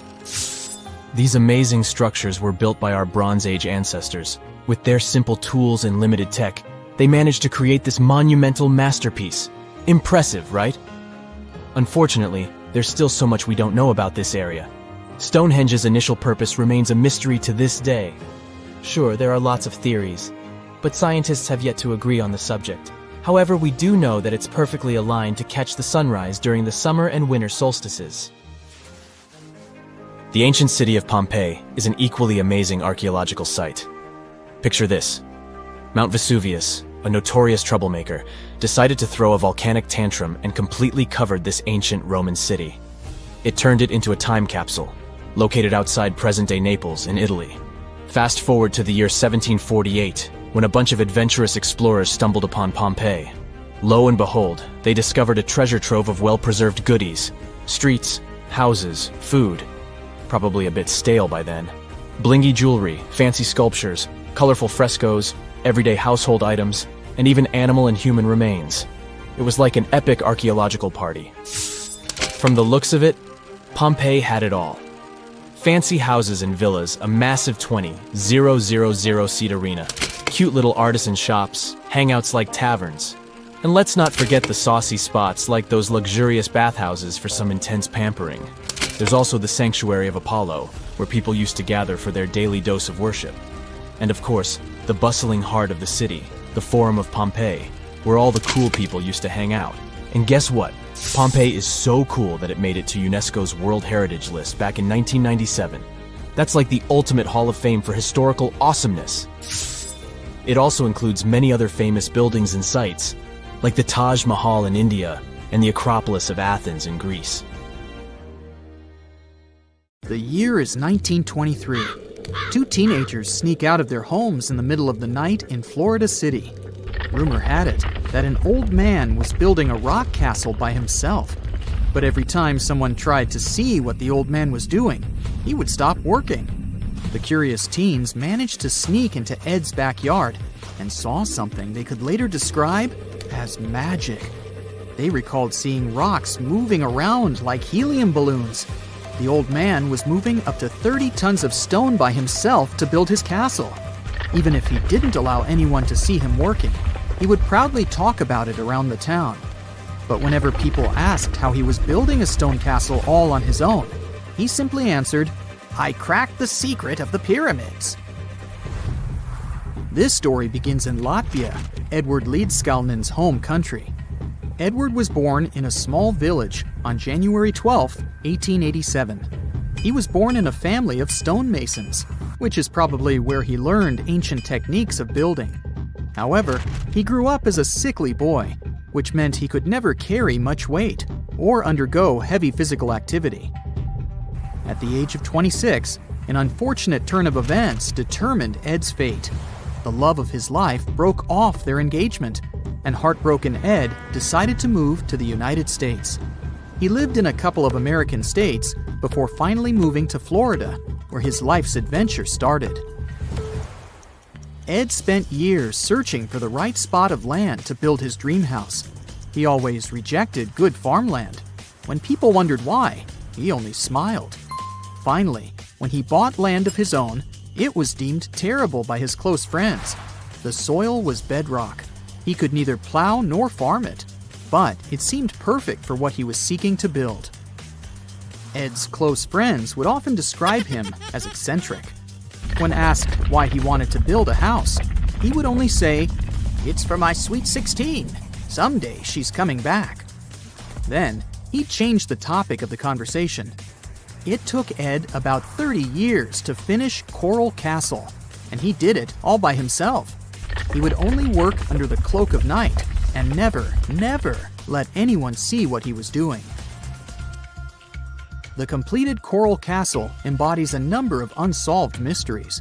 If you were to visit the site back then, you'd have to go through a 9-ton, 8-foot-tall revolving gate door that even a kid could push with just one finger. Ed was so proud of this door that he originally named the site Rock Gate Park. It was renamed Coral Castle only much later, after Ed's passing. Once inside, visitors would access the incredible wonders of Ed's constructions: towers, mystic symbols, furniture, and swing sets, all made entirely of monolithic blocks of stone. The stones are set on top of each other, using only their weight to keep them together. And believe it or not, the entire park gathers around 1,100 tons of stone. Today, if you visit Ed's living quarters, you'll even see the simple instruments he used to construct all of this: chisels, hammers, ropes, and pulleys. The type of work he did is difficult even with modern-day equipment, let alone without it. Coral Castle's main mystery lies in how Ed managed to do it. The only photograph of Ed Leedskalnin at work shows a simple leverage structure of a chain hoist attached to a wooden tripod. The tripod was made of old telephone poles with a small wooden box on top. What was in the box is, of course, a mystery.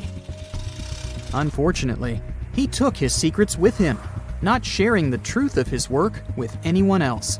Yet, not all is lost, as there are many theories and speculation surrounding what could have happened there. One theory says that there is a harmonic grid inside the Earth's surface, something that would create anti-gravity spots around the globe. It's believed that Coral Castle was built in such a spot. This could explain why it took Ed so long to find land that pleased him. Maybe what he was looking for was a place that allowed him to experiment with anti-gravity forces. Yet, whenever Ed talked about his work, he would say he understood the laws of weight and leverage, and, sure thing, that he had cracked the secret of the pyramid builders. And what secret is that, you might ask? According to Ed himself, it has to do with magnetism. He even published a pamphlet called Magnetic Current. There, he explains that every object has magnetic particles inside of them. A person just needs to understand where they are located inside such objects. This way, objects can be lifted and moved around without much effort, just like moving something heavy underwater. Researchers say that if we assume Ed Leedskalnin and the pyramid builders used the same technique, then it would only have taken 4,700 workers to build the Great Pyramid of Giza, instead of the 20,000 to 100,000 that is currently estimated. But this story just keeps on getting more and more mysterious. In the late 1920s, Ed was finishing the construction of Coral Castle in Florida City. Rumors about his work had spread around town. People said Ed was hiding a stash of money somewhere in his living quarters. One night, a group of men waited until Ed was alone and broke into the castle to rob him. They couldn't find the money and, luckily, didn't harm Ed. But in the following days, he decided that it was best he moved out of that land. Of course, he took more than his toothbrush along with him. Ed decided to move the entire Coral Castle to another land 10 kilometers away from where he had built the park. Legend says he hired a truck driver and asked him to swear secrecy about what Ed intended to do. He asked the driver to look away while Ed loaded the truck by himself, moving all of the rocks without any help. With the truck loaded, Ed and his castle moved to Homestead, Florida, where the park is located until this day. In 1986, a group of engineers from Florida University was called to try to fix the park's gate entrance, the 9-ton revolving door that Ed was so proud of. They arrived with plenty of modern-day equipment, including a 20-ton crane. When the engineers took the door down, they noticed that Ed had used a strange circular stone at the bottom of the revolving door. The engineers couldn't understand how this frisbee-sized rock could withstand 9 tons of weight without breaking into pieces. They sent the rock to the geology department at the University of Florida, but the geologists simply returned the rock, saying they couldn't find a match of this rock in their databases. They couldn't determine its origin. The engineers put the 9-ton gate back into place, trying to use other techniques. At first, it didn't work without the base rock Ed had originally used. So, they had to cut the gate rock to make it work as a revolving door once again, proving that modern-day technology couldn't replicate what Ed had done single-handedly. Fast forward to 2011, and another man claimed to have cracked the code of the pyramid builders and Ed Leedskalnin himself.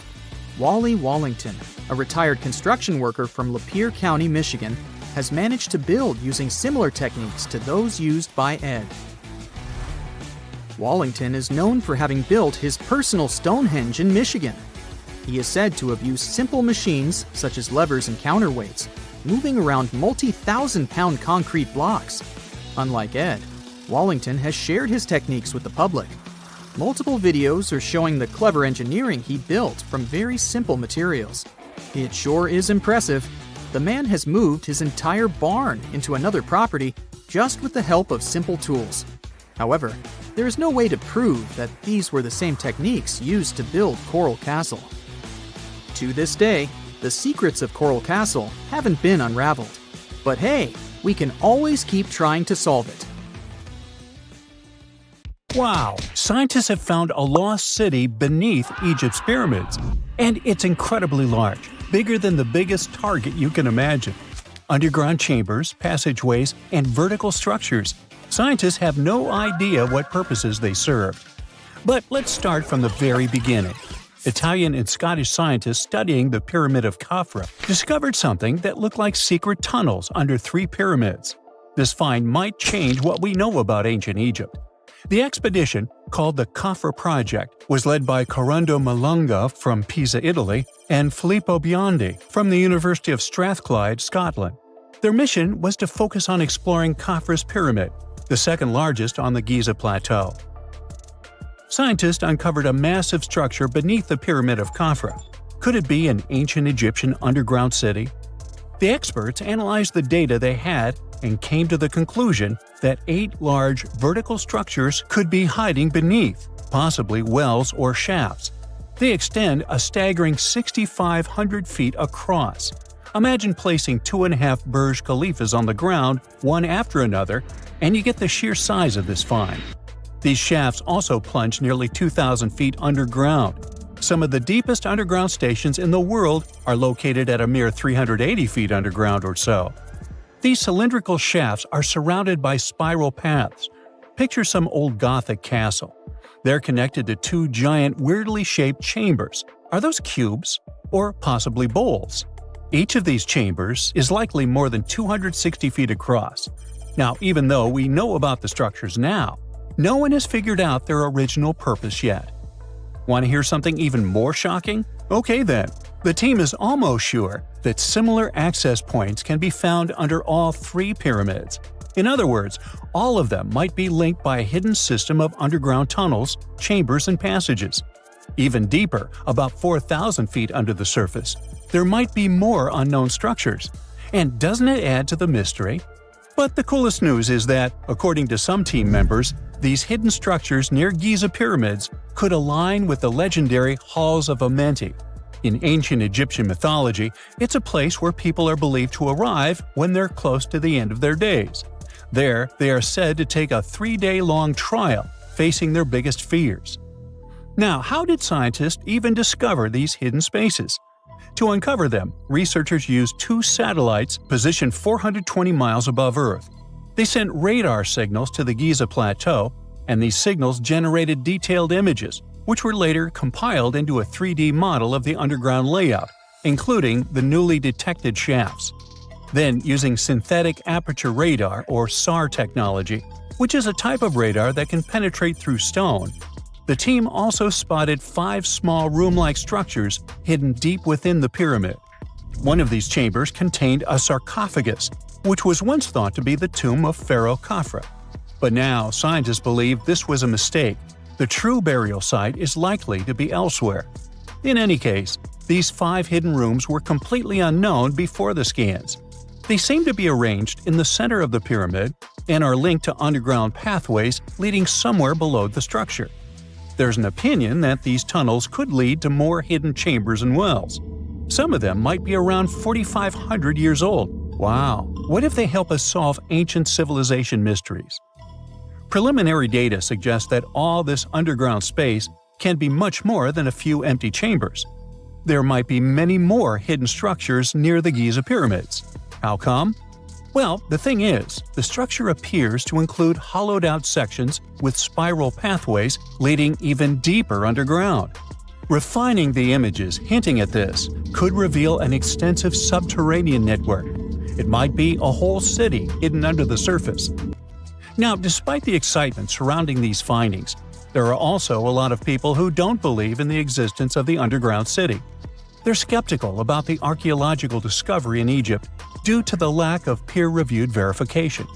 That's why several archaeologists and radar experts have challenged the validity of the claims.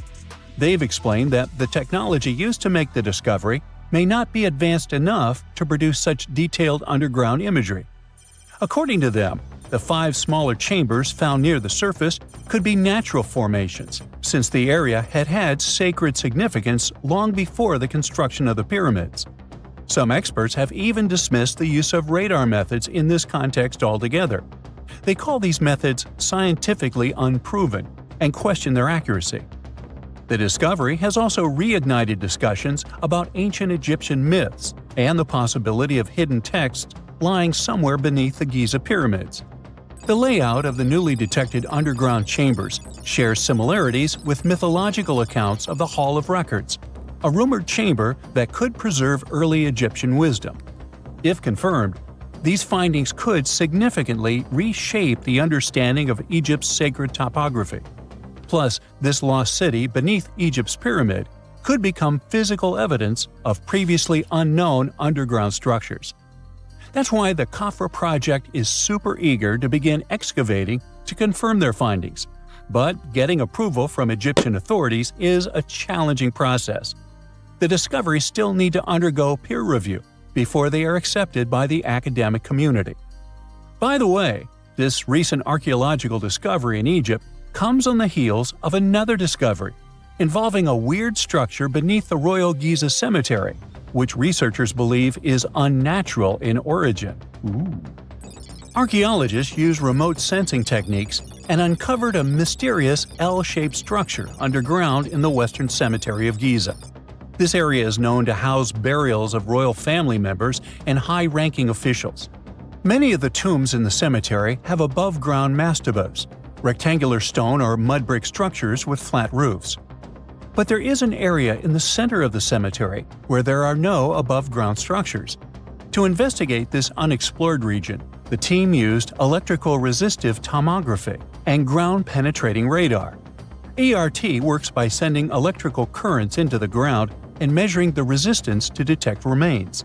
As for GPR, it sends radar into the ground and maps the structures based on the radar's return. The team found an anomaly about 6.5 feet beneath the surface. It appeared to be an L-shaped structure measuring at least 33 feet in length. The readings suggested that the structure had been backfilled with sand after its construction.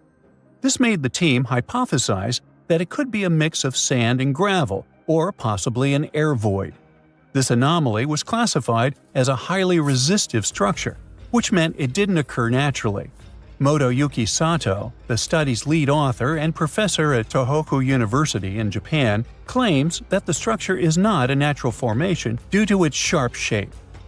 Another weird thing about ancient Egyptian pyramids is that historians have long believed that they were built primarily for royals and high-status individuals who had the wealth and power to create such massive structures. However, new research from the archaeological site of Tombos in modern-day Sudan challenges this assumption. The thing is, Tombos' pyramid may have served as burial sites for low-status workers as well as elites. The hard-working members of ancient communities may have found their last resting place in some of the most visible monuments, including the pyramids. Located along the Nile River in the ancient region of Nubia, Tombos became part of Egypt after its conquest of the area around 1400 BCE. That's when Egypt established the site to strengthen its colonial control. Workers at Tombos built pyramids, but those were much more modest than the famous pyramids of Giza. The research team reanalyzed 110 human skeletons from Tombos, originally studied in 2012. In particular, they examined the entheses, the areas where tendons and ligaments attach to bones. Such an analysis can give us insights into the amount of physical labor a person performed. When someone does hard labor, their bones often develop distinct crests and ridges at these attachment points due to the stress on the tendons and ligaments. And while some skeletons showed little change in their entheses, suggesting they belonged to individuals from the upper classes, others showed more serious changes. It means they belong to lower-class workers.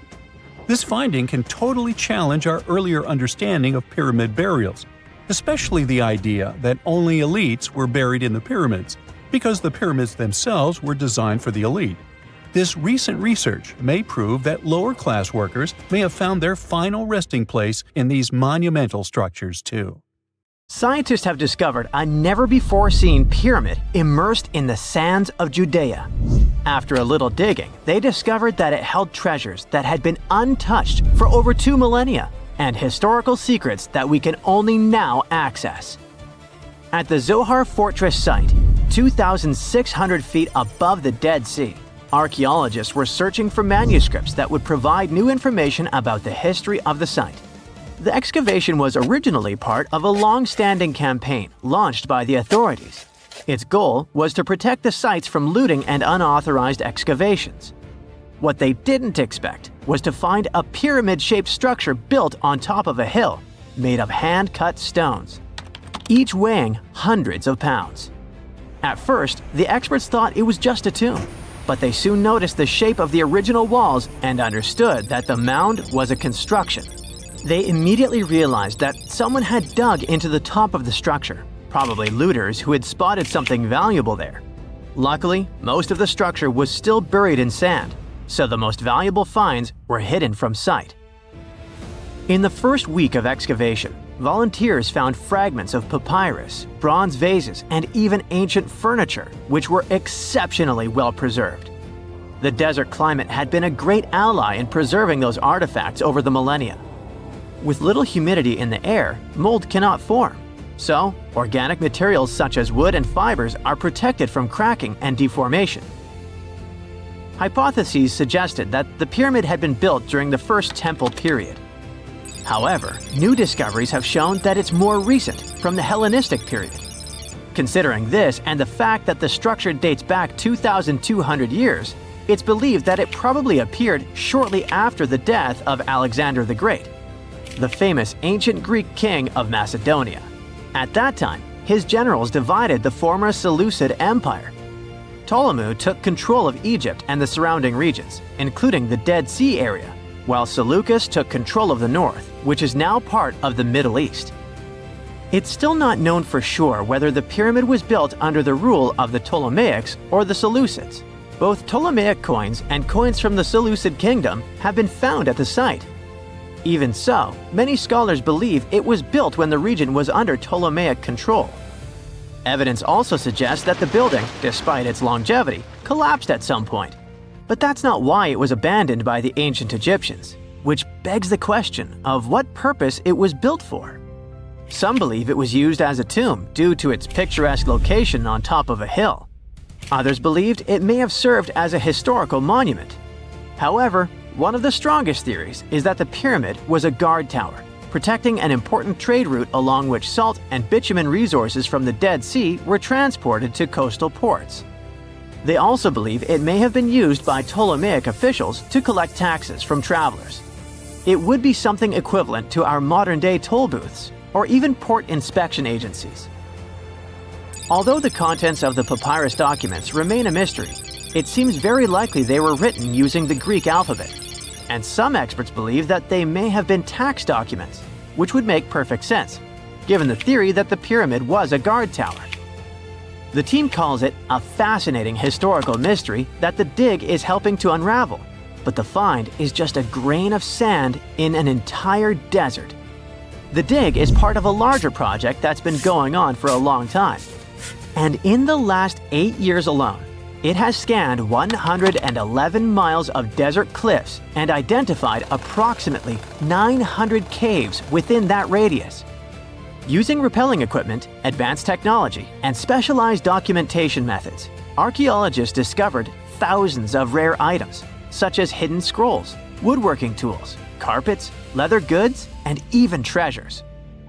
For them, the Judean desert is an ancient vault just waiting to be opened to reveal its secrets.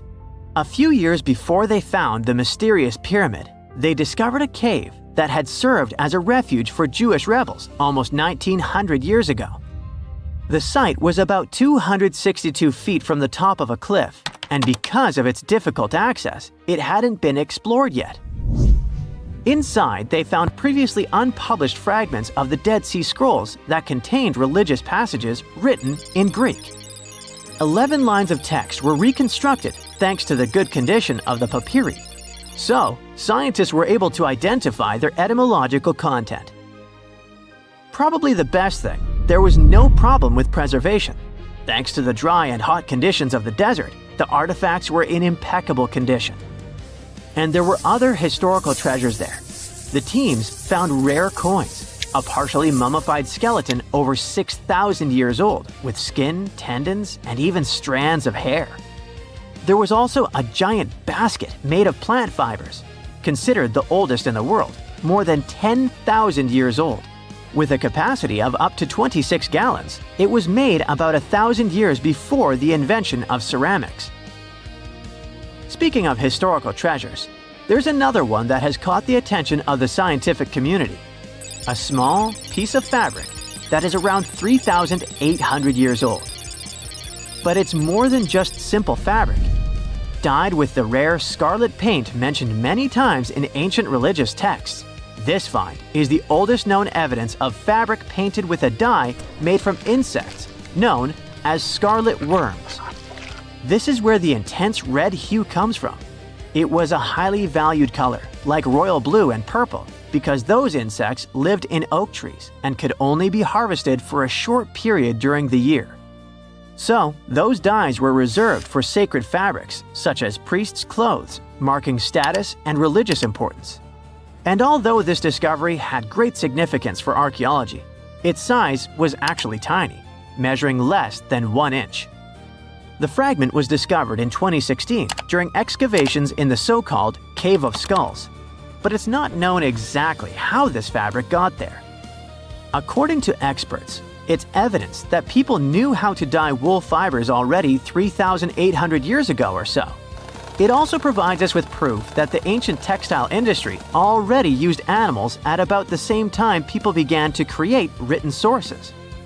Fabrics painted using this type of dye were recorded in more recent periods. But what makes this piece really special is the fact that it is much older than any other. Another important discovery was made in 1980, when scientists found a seed that was over 1,000 years old, which turned into a mysterious tree named Sheba. They spent 14 years cultivating this plant, which is now about 10 feet tall, only to discover later that it could belong to an extinct lineage of trees that had grown in the region. The seed dates back to a period between 993 and 1202 CE, and they believe that Sheba may be a biblical tree commonly associated with healing. Although it's not been possible to identify the exact species, since the tree hasn't flowered, we know that it belongs to the genus Commiphora, which is related to famous African plants, such as the myrrh tree. But time has revealed something even more special. Its leaves and resins are rich in compounds that have medicinal, antioxidant, and even skin-soothing properties. This means that the tree may represent a forgotten lineage whose resin had medicinal value and was mentioned in ancient texts. This brings to light how ancient people dealt with botanical medicine. There are mysterious plasma bubbles floating around the pyramids of Giza. As bizarre as that might sound, let's get one thing clear right off the bat. There's nothing extraterrestrial going on here. Plasma bubbles are those weather anomalies that form in a layer of Earth's atmosphere called the ionosphere. This is an invisible layer surrounding our planet that stretches roughly from 50 to 400 miles above Earth's surface, right at the edge of space. In this layer, the sun, being the giant hot power that it is, basically cooks gases, splitting them into electrically charged particles called plasma. Here's where it gets interesting. At night, especially near the equator, these charged particles get disturbed, and when a bunch of them suddenly vanish at the same time, it forms what we call a plasma bubble. Imagine it like a big empty pocket where the plasma is missing or its quantity is lowered, but it's only considered a plasma bubble if this phenomenon occurs on a large scale, typically around 62 miles in size. If you're already packing your suitcase for Egypt and have put binoculars to look at the tips of the pyramids, I'm sorry to say that we can't see these plasma bubbles with the unaided eye. It's all happening way above our heads, completely invisible to us. Scientists need to use special equipment, like the Latitude Long-Range Ionosphere Radar, or LARID, to detect these bubbles. This advanced technology helps researchers track and observe the movement and formation of plasma bubbles in real time. This formation, by the way, can be triggered by solar storms. That brings us to November 2023, when an impressive solar storm occurred. On a scale from 1 to 5, this one was classified as a G3, which is considered a strong event. Solar storms occur when sunspots are basically cooler, darker areas on the sun's surface, release bursts of energy into space. These flares triggered several geomagnetic storms on Earth. While this might sound like doomsday stuff, it didn't disrupt our daily lives too much. In fact, it was great news for skywatchers, since the solar storm created stunning auroras, with the northern lights visible as far south as Greece and Turkey. But this particular storm in 2023 also had another interesting consequence. It caused the largest plasma bubble ever recorded by the Chinese radar. This phenomenon was so massive that it covered regions as far apart as the Egyptian pyramids and the Midway Islands in the Pacific Ocean. Now that's a huge distance, and it is a big deal for science. And that's because plasma bubbles are a growing threat to modern technology. Experts say they can disrupt satellite communications and GPS systems. So if you're using Google Maps or Waze and suddenly it can't figure out where you are, a plasma bubble might be to blame. Great. We now know what's going on with those bubbles, detected above the pyramids of Giza. But things get even weirder inside this ancient construction. Apparently, the Great Pyramid of Giza has the ability to concentrate electromagnetic energy within its interior. A couple of years ago, a group of researchers decided to see what would happen if they took this ancient architecture and hit it with radio waves. I mean, waves that are similar to the kind your phone uses, but on a much larger scale, up to 1,900 feet long. But since they couldn't just start blasting radio waves at the actual pyramid, they did the next best thing: computer modeling. Using these simulations, the researchers discovered something incredible. The Great Pyramid can actually concentrate electromagnetic energy within its internal chambers, as well as underneath its base, where an unfinished chamber is located. By concentrate, I mean something like trap it. For example, when you shout into a cave, you hear your voice echo back, right? The sound waves don't just disappear, they bounce around and get focused. Similarly, when radio waves hit the pyramid, they don't just pass through or around it. Instead, they get absorbed, bounce around, and focus inside and underneath the pyramid. Our list of mysterious phenomena surrounding the Egyptian pyramids doesn't end there. Inside the pyramid, there's a long, narrow passage that leads to what's known as the King's Chamber. This room sits at the center of the pyramid, and it's believed to have been the final resting place of Pharaoh Khufu, the ancient Egyptian leader who commissioned the entire thing over 4,000 years ago. When visitors step into the King's Chamber, two things normally strike them: the room's incredible acoustics and its heavy, imposing structure, which is entirely lined with red granite. Recently, scientists have started to connect these two facts. Some researchers now believe that the King's Chamber might be able to catch or pick up sound energy generated from other parts of the pyramid.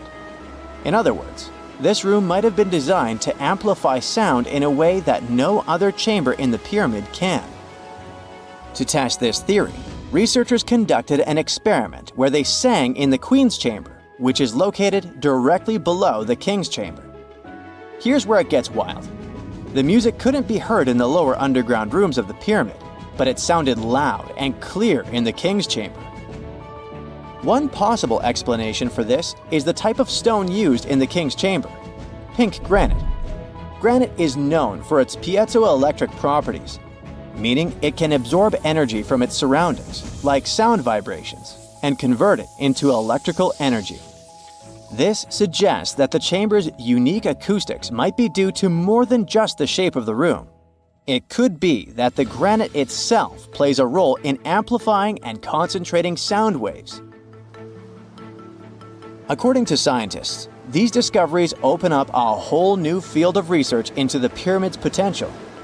Could the ancient pyramids have somehow harnessed the energy created by sound waves, or even Earth's natural vibrations? It might sound far-fetched, but considering the granite's piezoelectric properties are well documented in modern science, it's not entirely impossible. Who knows? Maybe we've only just scratched the surface of what the pyramids were truly capable of. Speaking of just scratching the surface, there's even more to think about, like how the pyramids ended up in such a perfect location. It seems the builders lined up the Great Pyramid with the cardinal points, meaning its sides are almost perfectly aligned with the four main directions: north, south, east, and west. There are many theories about how they did it, but one study suggests that Egyptians might have used the fall equinox to achieve this perfect alignment. During the equinox, the sun rises and sets directly in the east and west. It probably made it easier for builders to use the sun's position as a guide. By watching the sun during this time, they could make sure the pyramids were positioned just right. If we think about all these strange things about the pyramids, I mean their perfect alignment, the ability to concentrate radio waves, and the materials used in the chambers that might generate electrical energy, could the real purpose of the pyramids actually be much more complex than just being tombs? Well, Nikola Tesla thought so. It is said that the famous inventor and engineer was kind of obsessed with the Egyptian pyramids, and he wondered if they might actually be giant energy transmitters. He believed the shape and position of the pyramids could help them function as huge generators, capable of producing free, limitless energy. Some researchers agree with Tesla and believe that these massive monuments might have been designed as giant power plants. According to their theory, builders could have figured out how to move ions, those electrically charged particles in the atmosphere, by placing materials like copper, gold, and silver around the pyramids. So, it's definitely possible that the ancient Egyptians created a sustainable, renewable power source. Although this is a very interesting thought, we haven't been able to confirm this theory, and the true purpose of the pyramids remain one of humanity's biggest mysteries. X-rays are a type of invisible radiation that can pass through our bodies and objects. They're very important in the field of medicine because they allow doctors to see inside our bodies without having to perform surgery. Now, let's dive into how X-rays work. They're a kind of electromagnetic radiation, just like light or radio waves. However, they have much higher energy than light, which makes them able to go through objects that light cannot. Imagine you have a powerful flashlight. If you try to shine it through a wall, the light won't go through because the wall is too thick. But these rays have enough energy to go through walls and even our bodies. The discovery of X-rays happened by accident in the late 19th century. A scientist was experimenting with cathode rays, which are a type of radiation. He was working in his lab and noticed that a nearby fluorescent screen started to glow, even though it was not directly exposed to the cathode rays. He realized that something invisible was causing the fluorescence, and he named it X-ray, because X is the mathematical symbol for something unknown. He continued experimenting with such rays and discovered that they could pass through many objects, like flesh and bones, but not through denser materials like metal. He also found that X-rays could create images on photographic plates, just like a camera takes pictures. The way this works is quite fascinating. Imagine you're standing in front of a bright light and you hold your hand in front of your face. Your hand blocks the light and you can't see through it. But if you place a sheet of tissue paper in front of your hand, some light will pass through, and you'll be able to see the outline of your hand. X-rays work in a similar way. When a doctor wants to take an X-ray of a part of your body, they will ask you to stand or lie down next to a machine. This device has a special plate that can capture the image. Let's say the doctor wants to further examine your arm. They will place the X-ray plate on one side of your arm and the machine on the other side. Then, the machine will produce a controlled burst of X-rays that pass through your arm. Remember how we talked about the tissue paper allowing some light to pass through? Well, in this case, some of those X-rays will go through your arm, while others will be absorbed or blocked by the denser parts of your body, like bones. The plate captures the X-rays that pass through your arm, and it creates an image. This image shows the bones and other structures inside your body, allowing the doctor to see if there are any problems or injuries. Now, you might be wondering why X-rays can pass through some things but not others. It has to do with the density and composition of the objects. Denser materials like bones absorb more X-rays, so they appear white in the image.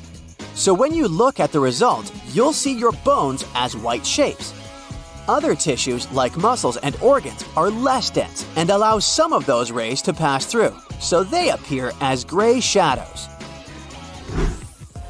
What if I told you there's a whole new way you can peek inside objects, but without using X-rays? I'm not talking about magic powers. Take a comfortable seat while I explain what myography is. This fascinating scientific technique allows us to see inside objects and even beneath the Earth's surface using a special type of particle called a muon. These elementary particles are very similar to electrons, but they're much heavier. They are created high up in the Earth's atmosphere when cosmic rays, which are particles coming from space, collide with the air molecules.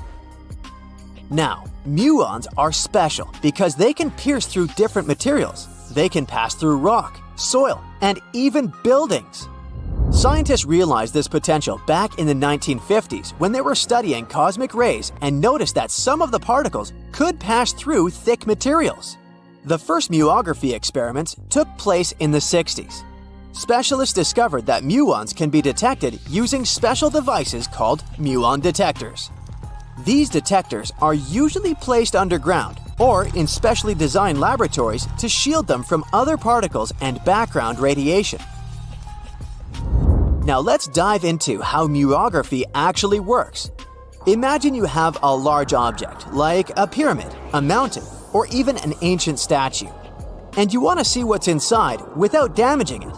First, detectors are positioned around the object or in the area you want to examine. These detectors are sensitive to muons and can track their paths. When such a particle passes through a detector, it leaves a trace, like footprints in the sand. By collecting data from multiple detectors, scientists can reconstruct the paths. Here's where things get really cool. The Earth's atmosphere acts like a natural filter for muons. It turns out that the more massive an object is, the more particles it will block. So, if you have a large, dense object like a mountain, fewer muons will pass through it compared to a smaller, less dense object, like an empty box. This difference in the number of particles that reach the detectors can give us clues about what's inside the objects. Scientists use computer algorithms and mathematical techniques to analyze the data and create images. These images represent the density distribution of the object being studied. It's like creating a map that shows where the densest areas are and where there's gaps inside the object. The concept of myography is similar to using shadows to understand the shape and size of an object. Imagine you're standing in front of a bright light and you place your hand between the light source and a wall. You'll see a shadow of your hand on the wall. Based on the shape and size of the shadow, you can get an idea of what your hand looks like, even though you can't see it directly. This technique has been used to study various objects and structures. For example, scientists have used it to explore the inside of volcanoes and pyramids, and even to investigate the structure of mountains and the Earth's crust. With the help of this amazing technique, scientists have now uncovered new information about the Great Pyramid of Giza. They discovered something that had eluded tomb raiders for centuries. They found a hidden chamber. And guess what they named it? The Big Void. Yeah, I know, not the most creative name. They even used 3 different muon detection techniques just to be super sure that it was indeed a big, mysterious void inside the grandest pyramid of them all. Once news got out about this mind-boggling discovery, Egyptian authorities couldn't resist the temptation to explore further. So they brought in an endoscope camera to confirm the existence of this epic void. So they inserted a camera through one of the openings underneath the entrance, and voila, it revealed a corridor. More so, the corridor had a chevron ceiling. I can't help but imagine the ancient Egyptians using it as a cool dance floor. Another team of scientists decided to take another shot at scanning this newfound void. According to them, the Great Pyramid of Giza is a pioneer in the pyramid game. It used a technique called chevron to cover internal structures and keep them from collapsing. Now, why did the ancient Egyptians build this corridor and the grand void it leads to? One theory suggests that the corridor was built to relieve pressure inside the pyramid. Another theory says that the void could be a result of the pyramid's construction process. It could have been an internal ramp used to move roof blocks into position. and then it was left there or filled loosely with rubble. According to other enthusiastic explorers, there might be another burial chamber waiting to be discovered. They believe that the pyramids were built with a dash of randomness in the construction process. As the builders worked their magic, they realized that some chambers wouldn't be able to handle the weight of a majestic sarcophagus. So they made adjustments on the fly, creating new plans as they went along. In 1850, French scientist Auguste Mariette went to Egypt looking for manuscripts, but accidentally found a head of a sphinx sticking out of the dunes. He cleared the sand and figured out the sphinx was guiding the entrance to some underground construction. Several months later, he finally entered the Serapeum of Saqqara. Inside, he found an enormous granite sarcophagi with remnants of 64 bulls. Scientists are still amazed by the tech that the ancient Egyptians used to transport those enormous boxes. The Serapeum was built around the year 3000 before the Common Era. It was an underground tomb built to honor the sacred Apis bulls of ancient Egypt. It had a long hallway, almost 500 feet long, with giant stone rooms on both sides. Some of the sarcophagi weighed as much as 50 average cars, and all of them were made with super precision with exact 90-degree angles. These sarcophagi were beautifully decorated with hieroglyphs and carvings that told stories about the lives and importance of the Apis bulls. Now, there are 24 sarcophagi left. In ancient Egypt, Apis bulls were very special animals connected to the deity Ptah. They thought the bulls carried Ptah's spirit and wisdom, helped the pharaoh, and protected the Egyptians. Priests looked for special markings on young bulls to find Apis bulls. It could be a white triangle on its forehead, which symbolized divine light, a shape on its back like a vulture's wing, and a scarab shape under its tongue, which stood for rebirth. If a bull had these signs, they believed it was chosen by Ptah and treated it like royalty. The chosen bulls lived in a special temple in Memphis, the city where they worshipped Ptah. They received the best care and offerings from visitors who wanted their blessings. When an Apis bull passed away, it was treated with great honor and mummified. When Mariette entered the Serapeum, he noticed traces of rollers on the gallery's floor and found 2 wooden horizontal winches. Each had 8 levers. Later, other explorers saw double rails. The burial chambers were lower than the hallway floor. To get the boxes into place, workers filled the chambers with sand so the sarcophagi could be rolled in straight. Then they slowly removed the sand to gently lower the boxes into perfectly cut spaces in the bedrock.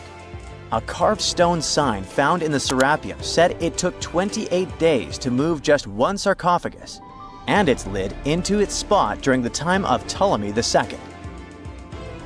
The extreme precision of the sarcophagi with 90-degree angles also has an explanation. Ancient Egyptians wrote texts, or rather, papyrus, on geometry a long time ago. It shows that they knew the approximate number pi and could calculate the volume of a pyramid with its top cut off. If they could figure out complicated math like that back then, it makes sense that they could also carve perfectly flat surfaces 500 years later. All this sounds pretty legit, but some people think certain things don't add up here. The size of boxes is way larger than the size of bulls, yet they buried pharaohs in tiny coffins that barely fit their bodies. The sarcophagi are made out of granite with crazy precision, and they could have just used limestone, which would have made things way easier. The transportation of the boxes seems pretty simple, but only in theory. If one person could pull about 440 pounds, then at least 250 people would be needed to pull just one box. The tunnels in the Serapeum are really narrow, only about 2 feet wider than the boxes themselves. There's no way hundreds of people could have squeezed into those tight spaces to pull the boxes. And even if they did, how would they turn the box in the cramped corridor, lower it into its niche, and place it perfectly in the middle? Somehow they did this 24 times, and every box is centered perfectly. Plus, the chambers were dusty, and there were no signs of soot from lamps. This means they must have worked in almost complete darkness. The real use of the boxes could also be different. A long time ago, even before the Egyptian pharaohs ruled, the local people already knew how to use fermentation. It happens when tiny organisms called yeast eat certain ingredients like starch and turn them into gas and ethanol. So someone in ancient Egypt probably put food like barley, bread, and even meat inside a giant stone box, then closed it tight with a heavy lid. These stone boxes, carved from granite, were so precisely made that they were almost completely sealed, so nothing could escape from it. As the yeast inside the box started working, it created more and more CO2 gas. It built up pressure inside the box. The granite boxes were incredibly strong. They could handle more pressure than a car tire can hold. When granite was squeezed under such pressure, its crystals produced a tiny electric charge. This effect was possible because granite contains quartz, a material that reacts to pressure this way. The process also needed meat or animal parts, possibly to help the yeast grow better.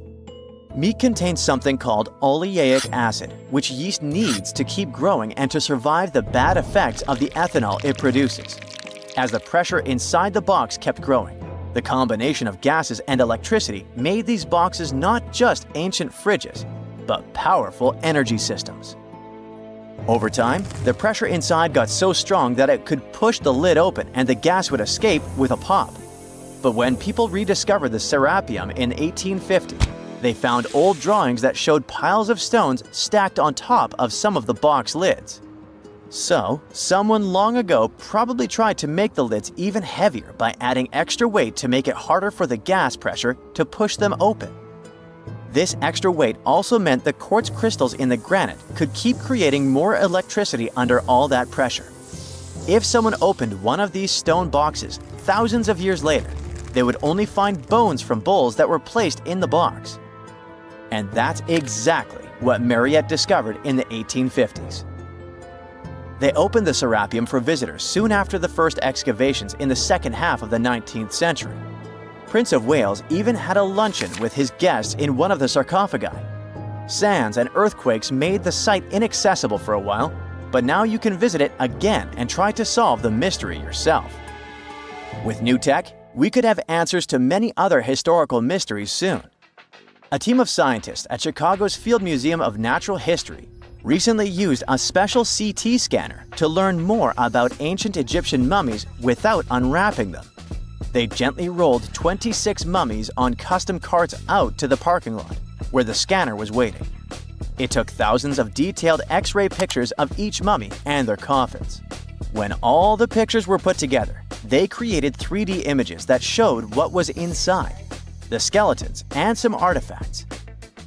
The scientists hope these images will help them understand ancient Egyptian burial practices from over 3,000 years ago. Even though the scanning process only took 4 days, it might take 3 years to study all the data. But scientists were able to learn some personal details about the mummies. One of the most popular mummified individuals at the museum, Lady Chineta, was a woman who lived in ancient Egypt about 3,000 years ago. It looks like she passed away in her late 30s or early 40s. To make sure her body looked complete for the afterlife, embalmers put stuffing in her neck to keep it from collapsing. They also placed artificial eyes in her sockets, so she would have eyes in the next world. She was wrapped in fancy linen and placed in a beautifully decorated coffin. The scans revealed that it had been carefully crafted with a slit at the back, which embalmers used to fit the body. There were also some artistic details on the surface, like markings for her knees. It looks like her burial was on the scale of a high-end luxury car.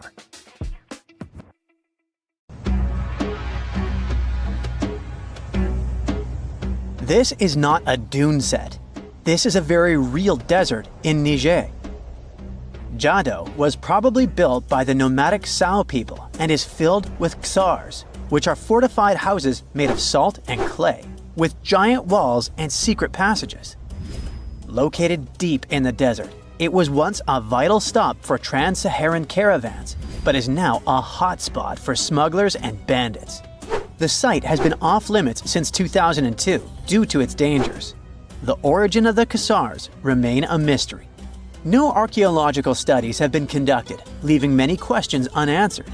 Even today, shifting sands reveal and conceal parts of these ancient ruins, fueling local speculation about what might still be hidden beneath the desert. Speaking of connective tunnels, scientists were blown away by the discovery of lava tubes in Saudi Arabia. These underground passages form when molten lava cools down. Researchers believe that ancient nomadic groups may have utilized these tunnels to survive the super harsh desert climates. While excavating the tunnels, archaeologists uncovered artifacts, rock art, and skeletal remains. The art and animal bones show that the people who used the tunnels were probably sheep and goat herders. They're still piecing together whether these groups lived in the tunnels for extended periods or just used them as temporary shelters. The Great Pyramid of Giza has been standing for thousands of years, but it's still hiding secrets. Using special scanning technology, scientists found two hidden structures under an ancient burial ground. The first is a shallow L-shaped structure, and below it is a much larger space that could be a final resting place or a chamber. The smaller structure was filled with sand on purpose, while the deeper one might be an empty chamber. Experts believe the two are connected, possibly as an entrance leading to a secret chamber. This is big news because it might give us some more insight into who built the pyramids and why. The world is full of ancient writing, but some messages refuse to give up their secrets, like the mystery of the Bashplemi tablet. This unusual stone, pulled from a lake in Georgia, is covered in symbols no one can read. Even with modern technology, experts are completely stumped. The tablet is about the size of a book, with 60 symbols carefully carved into its surface, but 39 of them don't match any known language. Some resemble scripts from ancient civilizations in the Middle East, India, and Egypt, but none are an exact match. To make things even trickier, part of the tablet is broken off, meaning a piece of the puzzle is missing forever. To rule out a hoax, scientists studied the tablet closely. They confirmed it's made of vesicular basalt, an extremely tough local rock. Whoever carved these symbols must have been really skilled. Based on similar archaeological finds, experts believe the tablet could date back thousands of years, possibly to the late Bronze or early Iron Age. Some symbols repeat, which could mean they're numbers. Maybe it's an inventory list, a record of battles, or even an offering to the deities. Until someone cracks the code, the Bashplemi tablet remains an unsolved mystery from the depths of history. Experts are still stumped with what this Minoan disk might mean. The Phaistos disk is one of the most mysterious finds from the Minoan civilization. This 6-inch clay object, discovered in 1908, has strange spiral markings that no one has fully decoded yet. The disk has 241 symbols on both sides, showing everything from people and animals to tools and plants. Experts have come up with many theories about what the symbols mean. Some think it's an early form of Greek. Others suggest it's a prayer or a hymn. And some even believe it could be a letter from a king in Anatolia to a Greek ruler. Let's see who will be the first to figure this out. It's always a fun day at an archaeologist's office when they find something as big as a 2,000-year-old marble head. A French archaeologist mission went digging inside an old medieval house near Alexandria in Egypt and found a statue's head depicting an old, possibly ill man. This statue dates from the last Egyptian dynasty before it became part of the Roman Empire, and the site where it was found is associated with the likes of Cleopatra and Mark Antony. For archaeologists, even the smallest finds at this site means a lot. You've heard of Lucy, right? The Australopithecus that was an early ancestor for us humans. Well, scientists found some of her species' footprints somewhere in Tanzania. The so-called Laetoli footprints are over 3 million years old. The trail stretched 88 feet and has about 70 footprints. left behind when a bunch of early humans walked across some wet volcanic ash. What's cool is that these early humans were already walking on 2 feet, like us, not all hunched over like apes. The close spacing of the prints shows they probably had short legs and a shorter stride than we do today. In an ancient Egyptian temple, archaeologists uncovered a shrine unlike any other, a place dedicated to falcons and 2 mysterious deities. One deity had a falcon's head, while the other wore a crown with a sun disk and cow horns. But the most baffling discovery was an inscription that read, "It is improper to boil a head in here." At the heart of the shrine, there are 15 headless falcons carefully arranged on a pedestal, likely as offerings to the falcon-headed deity. One theory suggests the birds were boiled first, perhaps to pluck their feathers, before being placed in the shrine, following the strange rule carved into stone. Archaeologists also found a 13-inch iron harpoon nearby. Its true purpose remains unknown, although the shrine also held remains of fish, mammals, and bird eggs, suggesting that the rituals may have included feasting. And speaking of ancient Egypt, meet Hathor. Scientists named her after the ancient Egyptian deity of motherhood, music, and singing. This wooden statue, housed at the Metropolitan Museum of Art, was thought to be just a beautiful artifact, until a surprising secret was uncovered. Using an X-ray machine, experts found a mechanical operating system inside it, with pulleys and axles connecting her shoulder to her left leg. When activated, the system made her hand raise and lower, an engineering marvel from over 3,000 years ago.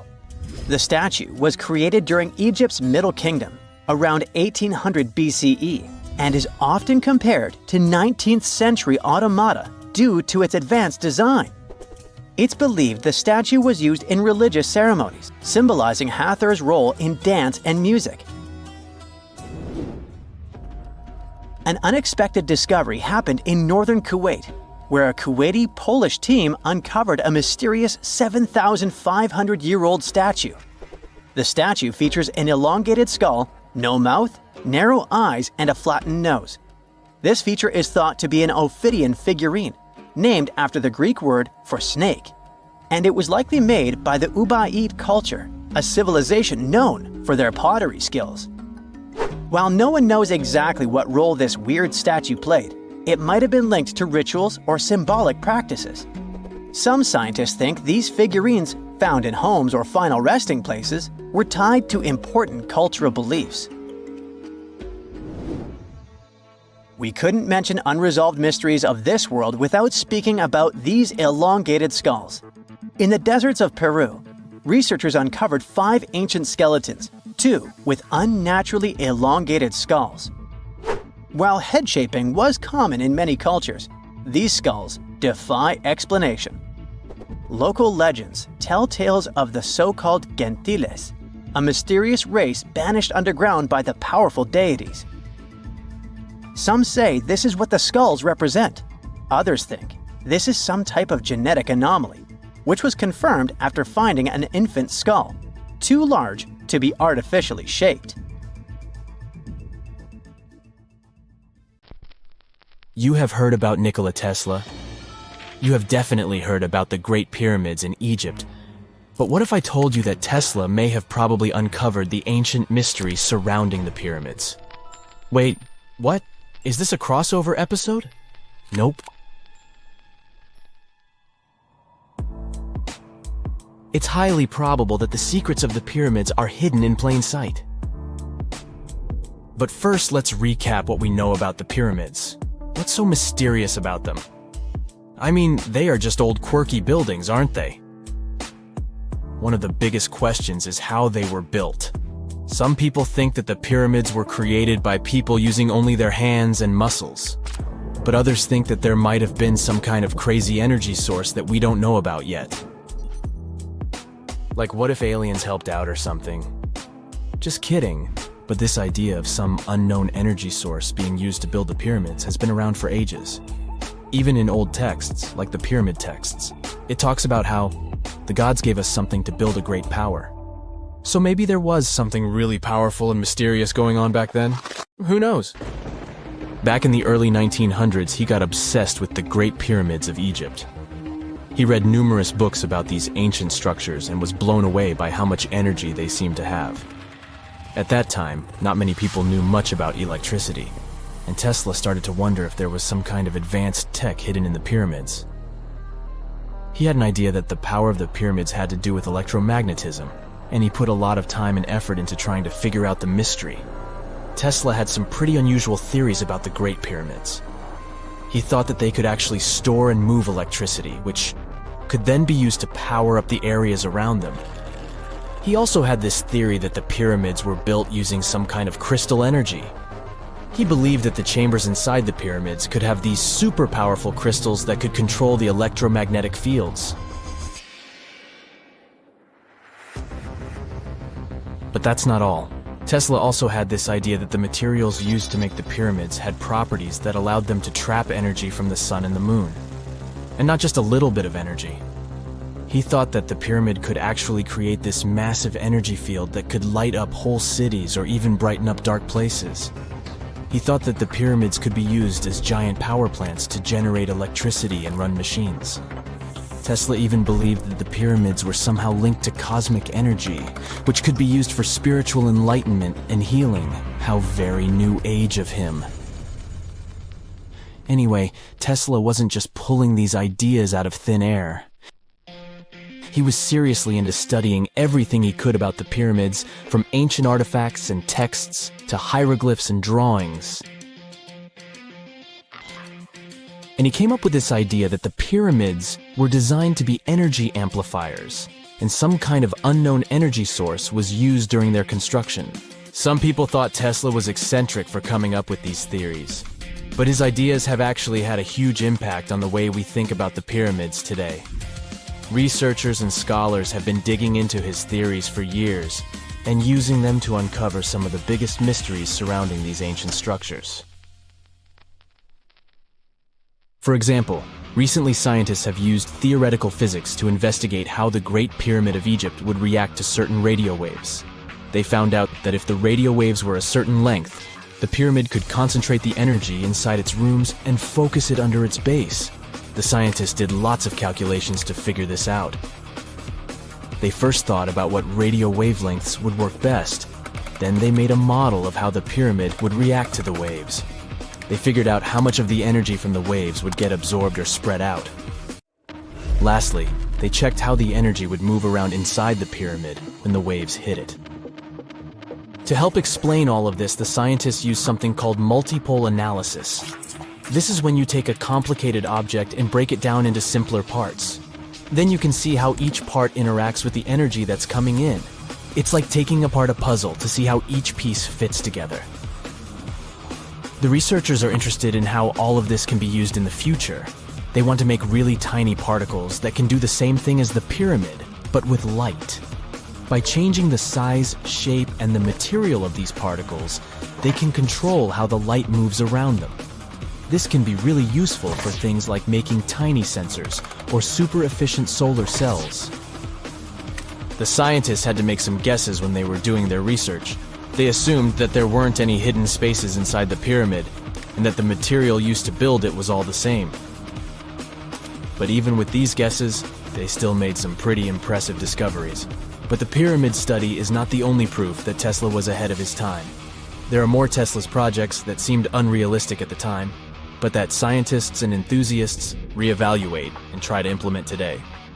Let's talk about Tesla's most ambitious project, the Wardenclyffe Transmission Tower. Back in 1900, Tesla was already a big shot when it came to electrical engineering in America. People were blown away by his amazing inventions and the fact that he managed to outdo Thomas Edison in the battle of currents. However, Tesla wasn't content to rest on his laurels. He decided to embark on his most ambitious project yet, the transmission tower at Wardenclyffe. It was built between 1901 and 1905, and it was based on one of Tesla's breakthrough ideas. He had a vision to make the impossible possible by creating a global wireless communication system. It would use Earth itself as a conductor. transmitting music, news, stock market reports, secured military communications, and even facsimile images. Does it sound familiar? Right, it sounds just like the internet that we use today, only without the use of any wires. But Tesla had a much bigger dream in mind: to transmit power wirelessly. He already proved that high-frequency signals could be sent without any wires using his Tesla coil transformers, and this sparked his obsession with wireless energy transmission. His vision was to not only transform the way we communicate, but also to find a way to transfer power currents globally by tapping into the Earth's natural energy.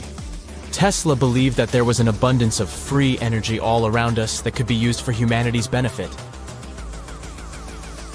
In 1899, he conducted some top-secret experiments and got convinced that it was possible to transmit electrical power through the Earth's upper atmosphere. This is actually how the Wardenclyffe Tower was created.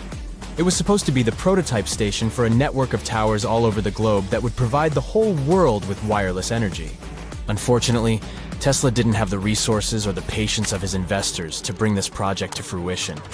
It ran into all sorts of financial problems and roadblocks, and in 1917, the unfinished tower was finally torn down for scrap metal to pay off Tesla's mounting debts. Now it remains a sad reminder that even the greatest minds can sometimes fall short of their dreams. The original red brick laboratory, however, is still there, and it is the only Tesla lab that has survived. Fun fact, in 2017, a film crew made a crazy discovery. They used ground-penetrating radar to explore the area around Wardenclyffe, and they found a whole series of tunnels stretching for hundreds of feet underneath the site. Nobody knows exactly what these tunnels were used for, but people have been speculating for years that they were part of Tesla's grand plan.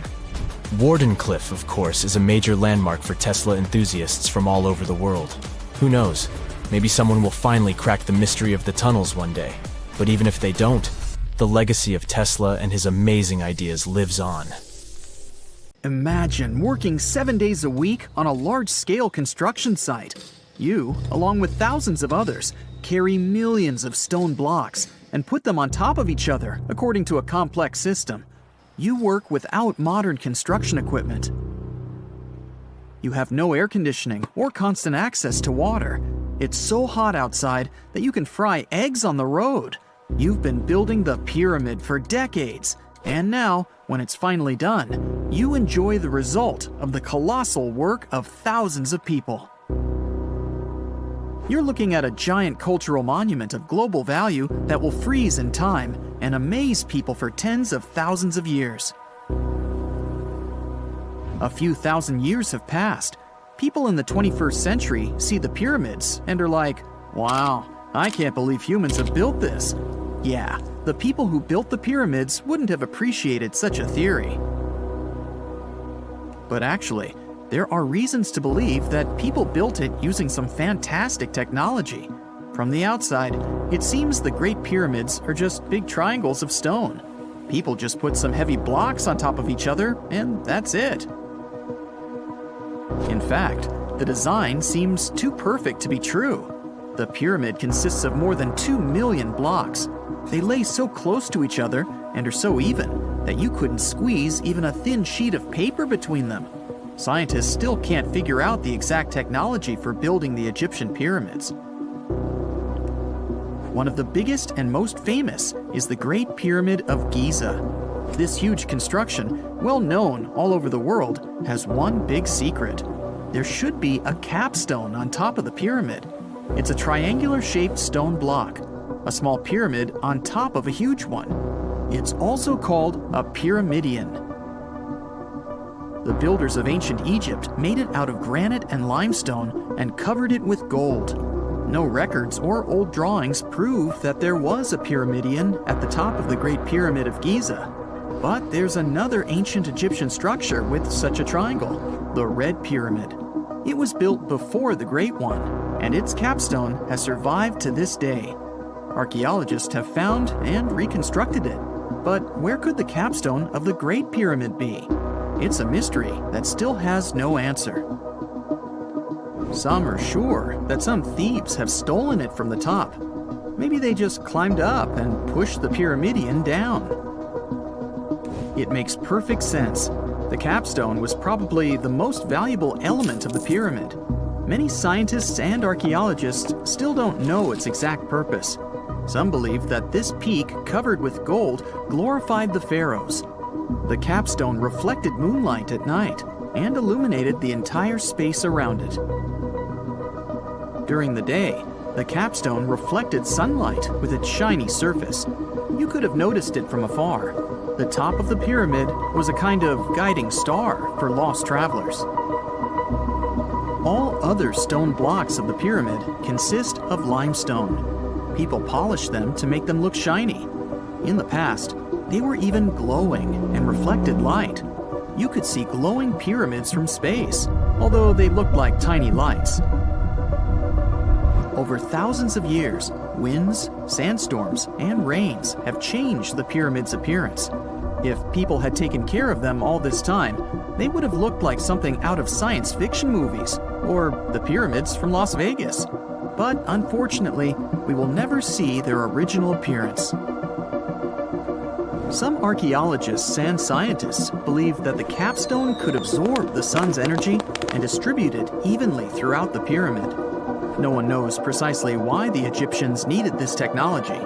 There's a theory the pyramids are ancient energy systems. The pharaohs applied this energy to use some unique technologies that were more advanced than all the achievements of the 21st century. And the triangular shape of the pyramids was ideal for boosting this electromagnetic energy. In theory, solar radiation, or electromagnetic forces, accumulated at the top of the pyramid, filled the inner rooms, and then went down the walls to the base. Any surface distortion could prevent the flow from spreading, so they had to create a perfectly smooth surface. That's why they installed the blocks so that nobody could squeeze a needle or razor blade between them. Many people believe in this theory because they built the pyramids from limestone. This material can hold energy inside itself. In the inner part, they created granite deposits to cause air ionization, that is, to create an electric charge. They also dug channels under the pyramid for water to transmit electricity.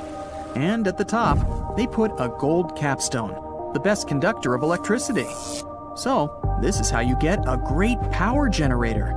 Different cultures used similar technologies to create electricity all over the world. But these are all theories. If it had been working, humanity would have used these technologies today. There are mentions of the metal industry, chemistry, engineering, physics, mathematics, and astronomy in some ancient records. Most scientists don't believe in all these things. We know the detailed stages of the technology's development in different cultures.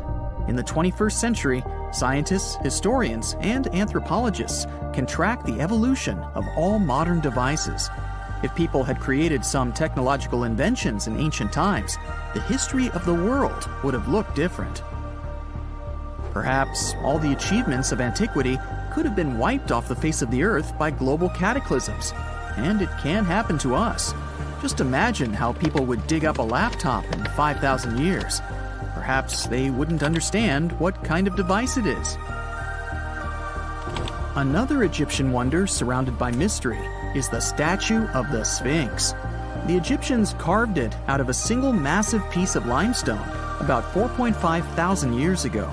But scientists still don't know the exact date of its construction or who built it. People painted the Sphinx in different colors, so it looked much brighter and more vivid in the distant past. It was shining just like the Great Pyramids.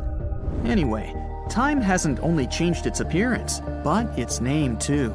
Initially, the Egyptians called it Hor-Mekhet. The Greeks renamed it the Sphinx about a few hundred years after it had been built.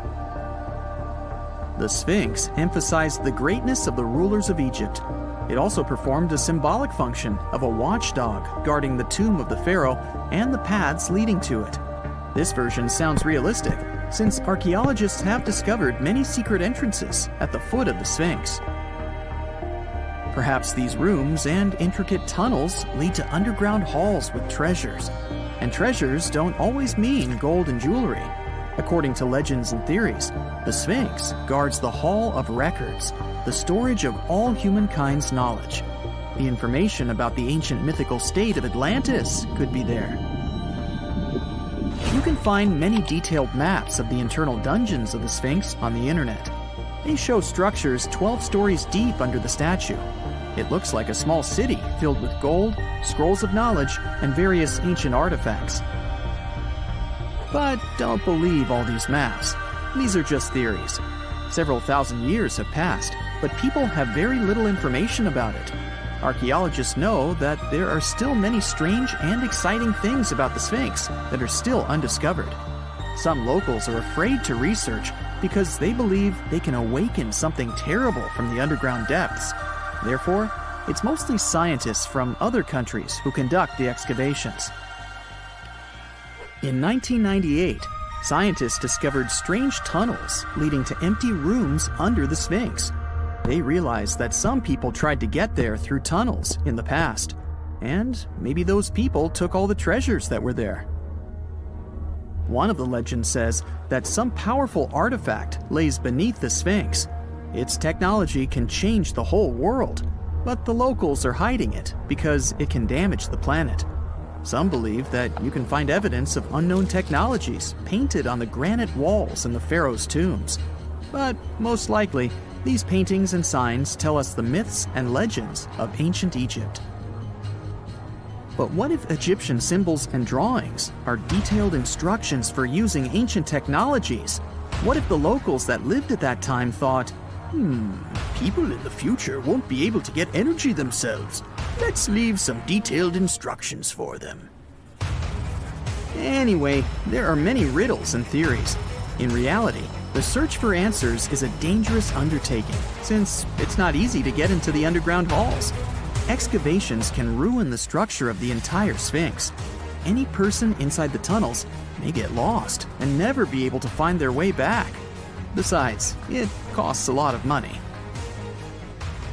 Now, what would be awesome is if people could invent some device that could scan underground areas and show their detailed models. Secant, cosine, tangent, sine, 3.14159. Yeah, that was the cheer we heard coming from the trigonometry club back in the day. For the rest of us in math class, terms such as sine, tangent, and pi were just bewildering. Who invented these and why? Was their only purpose to make it harder for students? Well, not quite. Trigonometry was invented by the ancient Egyptians. They needed this knowledge to construct pyramids, and they did a pretty good job too. The Great Pyramid in Giza still stands today, some 4,500 years after it was built. No recalls either. So let's get out of that classroom and on a journey through time to reveal the secrets behind the ancient Egyptians' precision. Here you are, standing on the Great Pyramid's construction site, some 9 miles from Cairo. Well, the city still isn't there, as you're surrounded only by the desert and teams of construction workers. They're transporting large stone blocks weighing 2.5 tons each. They're inside a wooden sled that sits on large rollers. A crew of 8 men rolls these blocks along the ground. You immediately think of the rollers on a supermarket cash register. The principle is exactly the same, but the scale is greater, much greater. Scientists estimate that the Egyptians used 2.3 million such blocks in the Great Pyramid alone. And the block in front of you is one of the lighter ones. The heaviest of them weighed up to 15 tons. But where did all these blocks come from? Most of them originated from quarries around Giza. It's not that impressive, you think? But wait until you hear how ancient engineers transported the granite used in construction over 500 miles to the pyramid. There were no railways or highways back then, but the mighty Nile was always there. Researchers even believe that the Egyptians dug a canal to connect the Nile directly to the pyramid's construction site. All they had to do then was to wait for the flood season to begin, and voila! The rising water levels floated the heavy stone blocks for them. But how did they lift the enormous stones on dry land to stack them up to the top? Did they use oversized cranes? Well, ancient Egyptians worked around this problem, literally speaking. One of the workers is now pointing to the giant ramp going around the pyramid they're building. This is how a mountain road zigzags its way to the top. If the ramp went directly to the top of the pyramid, then workers couldn't pull the stone blocks along it. It would be too steep. Scientists have calculated that 8% could be the maximum incline. So ancient Egyptians just extended the ramp around the pyramid. Again, these are all theories, as the ramp could have been inside the pyramid, as some researchers suggest. The exact building method is still a mystery, guarded by the Sphinx. That's its real name, right? Wrong. As the Great Sphinx is just the statue's alias. You know, the name writers take when they want to hide their true identity, or a singer's stage name. The Sphinx's real name, translated from Egyptian, means Horus in the horizon. That was the name for the Egyptian deity of the sky. The trail of mystery doesn't end there. As a man walks past you with a bucket of paint, he's going to add a touch of color to the Great Sphinx. Researchers found specks of this red color next to its ear. That was some strong paint, as it survived for thousands of years. You are now standing straight in front of the Sphinx. You look up. It's very tall, right? 66 feet to be precise. Now resist the urge to take a selfie. You can do it. Now you notice something else. It looks like the Sphinx is in the center of a giant triangle in the back. That's one side of the Great Pyramid. And no, your eyes are not playing tricks on you. The Sphinx really does sit in the center of the pyramid's lateral face. Here's where math comes in handy. A pyramid has 4 sides, called lateral faces. There's also a 5th face, the base, but that's not visible. It's, wait for it, face down. The Sphinx has one last mystery to reveal: its age.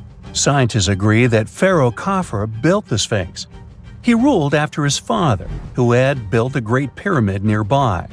So both structures were finished around the same time. Let's talk about numbers again. You've heard of Cleopatra, the Egyptian princess described as a woman of great beauty. Hello? She saw the pyramids, but she lived closer to the time of the first iPhone than the time of the people who built the pyramids. Fascinating, right? You can see thousands of people around you. They're working hard to build the pharaoh's tomb. But how many of them are there exactly? One Greek philosopher estimated there were as many as 100,000 workers. Seems like an okay number for such an enormous structure, but it can't be true. Science simply can't back up this number. Egyptologists put the total number of workers at 30,000. And yes, Indiana Jones was one of them, at least on the big screen, but he showed up late. Egyptologists know a lot about the pyramids, but not everything. Not because they don't want to, but because they haven't yet dug up enough evidence. They can only guess how the building process went. First, engineers would arrive to choose the right spot and do the necessary measurements. That's why they needed all that complicated math. Then, it's time for sourcing the material, the large stone blocks I mentioned earlier. When boats deliver them to the site of the future pyramid, workers can finally do their thing.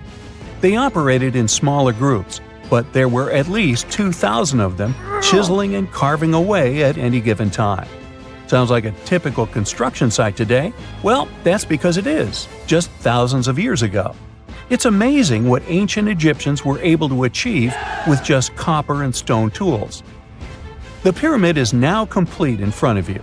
But is it the same pyramid we see today? Why is this structure shining bright in the desert sun? Isn't it supposed to be a dusty yellow color? Well, no.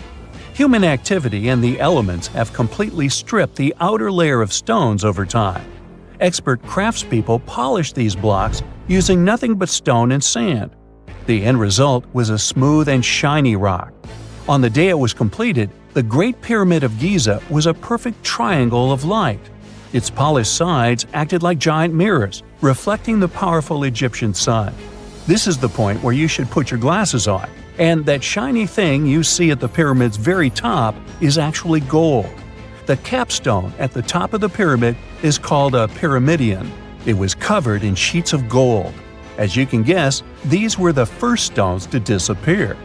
Let's make another stop before we get you back to your classroom. We travel to the British Isles, and no, Stonehenge isn't our destination. It is Newgrange in County Meath. Scientists estimate that the ancient peoples of Ireland built this stone monument around the year 3200 BCE. This makes it older than both Stonehenge and the Great Pyramid in Giza. The function of the circular mound in Newgrange is the same as the one of the Great Pyramid and equally mysterious. The estimated amount of loose stone present in the valley is over 220,000 tons. And it's not just randomly thrown on a pile. The order in which the stones are set makes the structure water-resistant. That would explain how Newgrange had survived for so long. Kinda makes you want to splash out the cash for that waterproof phone case, huh? Well, you're back in your school desk, but today's math lecture is the last thing on your mind. You're thinking about how great the Egyptian pyramids are, and if we have something similar today. It turns out modern engineers are just as impressed with the Great Pyramid as you are. There's a glass pyramid sitting in the main courtyard of the famous Louvre Museum in Paris. The panorama of San Francisco wouldn't be complete without the 48-story Trans-America Pyramid. But Las Vegas went the furthest. There we find the Luxor Hotel. It's so big that it's the third largest pyramid on the planet. And guess what's in front of it? Yup, a replica of the Sphinx. It's 110 feet tall, 2 stories higher than the one in Giza. Yeah, everything's bigger in Vegas. Something strange is lurking beneath the sands of Giza, and scientists have no idea what it is. Archaeologists just found a hidden structure near the Great Pyramid using advanced ground scanning technology. What's inside? Nobody knows, but excavations are already underway. The Great Pyramid of Giza is one of the most famous monuments on Earth. But it doesn't stand alone. It's surrounded by an ancient necropolis, a massive royal graveyard filled with tombs and monuments. They belong to pharaohs, nobles, and other high-ranking officials. Most of these tombs are above the ground. They're called mastabas, rectangular, flat-roofed tombs built from limestone or mud brick, and they've been studied for decades.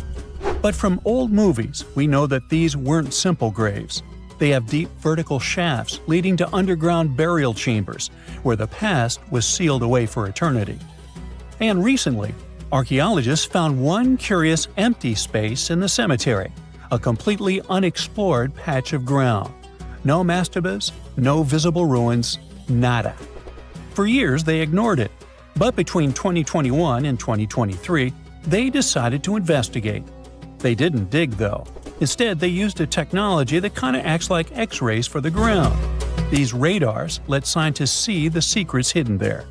And there was something hidden beneath the sand, something deliberately buried and forgotten. A 2-part underground structure. One part was shallow and L-shaped. It's about 33 feet long and buried just 6.5 feet deep. But below that, a deeper, more mysterious anomaly, a structure completely different from anything else in the area. They called it a highly resistive anomaly, which means it's dense and solid, likely made of stone, sand, or even metal. And still, no one has a clue what's inside it. Now, it's clear that humans made the L shape. It wasn't formed by nature. And the shallower structure might have been an entrance to whatever is hidden below. But they only have some theories about what might be hidden there. It's also filled with sand and gravel. It was probably deliberately backfilled after its construction, perhaps to preserve this. Why? Well, we don't know yet. The archaeological team will need to excavate to understand what exactly this thing was and why it was built. The first guess is a lost burial chamber. Many tombs in Giza have underground burial sites, but most have clear surface markers. This one, for some reason, has nothing, but it could be one of them. The second guess is an ancient offering chapel. Egyptologists know that some chapels were built in this shape, but usually they were above ground, not buried like this. And finally, it might be something we've never seen before. If this turns out to be a new type of structure, it could rewrite what we know about the burials of pharaohs. The only way to know for sure is to dig it up. And that's exactly what's happening right now. Excavations are already underway.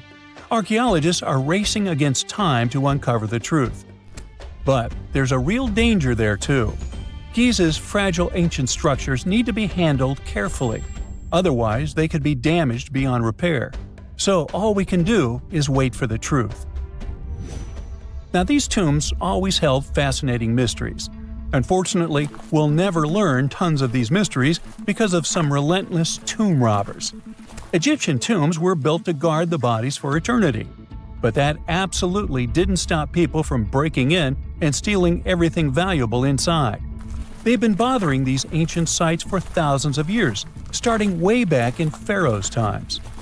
Many of the most famous tombs, including those in Giza, Saqqara, and the Valley of the Kings, were looted. It was a common practice in ancient Egypt. And they were serious about this whole thing. They dug secret tunnels to bypass traps and walls, bribed or threatened tomb workers to get inside knowledge, cracked open sarcophagi to grab gold, jewelry, and artifacts. And by the time modern archaeologists got to most of these tombs, they had already been picked clean. The reigning pharaohs got tired of this infuriating nonsense.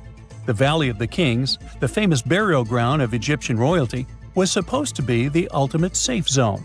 Tombs were built deep underground, hidden in the desert. Passages were sealed with giant stone blocks. False doors and traps were added to confuse thieves.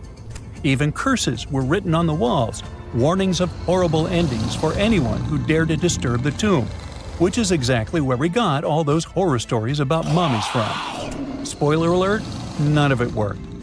Most tombs in the Valley of the Kings were fully robbed within 100 years of being sealed. Even King Tutankhamun's tomb, one of the most famous in history, was broken into twice in ancient times. Some of them decided to try and fight back. The New Kingdom rulers built hidden unmarked tombs in a way that should have prevented the looters from finding them, but didn't work. Some pharaohs, like Ramses II, were moved in secret to prevent their bodies from being stolen. Nope, didn't matter. The grave robbers always won. That's because tomb raiders weren't just random thieves. They were skilled, organized, and well-connected. They knew exactly where to look. Many were the ones who had built these sites in the first place, and they knew where the entrances were. If they couldn't smash through the doors, they'd dig through the walls, floors, and even ceilings to break inside. They also worked fast, often within a few years after the tombs were sealed, before anyone forgot where the valuable stuff was. The Khufu's pyramid, the one that's next to this newly discovered structure, was looted long before modern times. The one thing left inside when explorers got there? An empty granite box where the sarcophagus used to be. Unfortunately, it's not just about gold. History itself gets stolen during these raids. Ancient Egyptians wrote detailed records of what exactly and where they buried. So when archaeologists compare these lists to what's found, they can see what's missing, which is often everything valuable. Most artifacts don't end up in museums. They just disappear into private collections, where they can never be studied again. Which is, of course, completely unfair. In fact, a few countries have had enough and started passing laws to take historical artifacts back from private collectors. In Italy, if you own an ancient Roman artifact, you must prove you got it legally. China is actively hunting down stolen artifacts, and they must find ways to retrieve it back from the Western collectors. In Egypt, they passed new laws making it illegal for private citizens to own any ancient Egyptian artifacts at all. Other countries, like the US, the UK, Germany, or Switzerland, are completely fine with rich guys owning their history. The British Museum is built on looted things. European empires invaded half the planet and took whatever they wanted back home. Their museums are often full of such stolen artifacts, and unfortunately, they refuse to give most of them back. For example, the Rosetta Stone. It was taken from Egypt by Napoleon's army, then stolen again by the British after they beat the French. Egypt has been demanding to return for years, but they still can't get it back. Or the Parthenon marbles. These magnificent massive Greek structures were taken from the Parthenon in Athens by a British lord in the 19th century. Greece has been begging for them back ever since, but the UK doesn't feel like it. Not to mention tons of Mesoamerican artifacts, scattered in various museums across the world. European explorers raided Mayan and Aztec temples, took statues, jewelry, and sacred objects, and now Mexico is fighting to get them back. Well, wouldn't it be surprising even if this mysterious underground chamber has somehow been looted already? But if it's a newly found place, could it be one of the few that escaped the hands of grave robbers? Could there still be ancient artifacts, untouched for 4,500 years? We can only hope that those guys didn't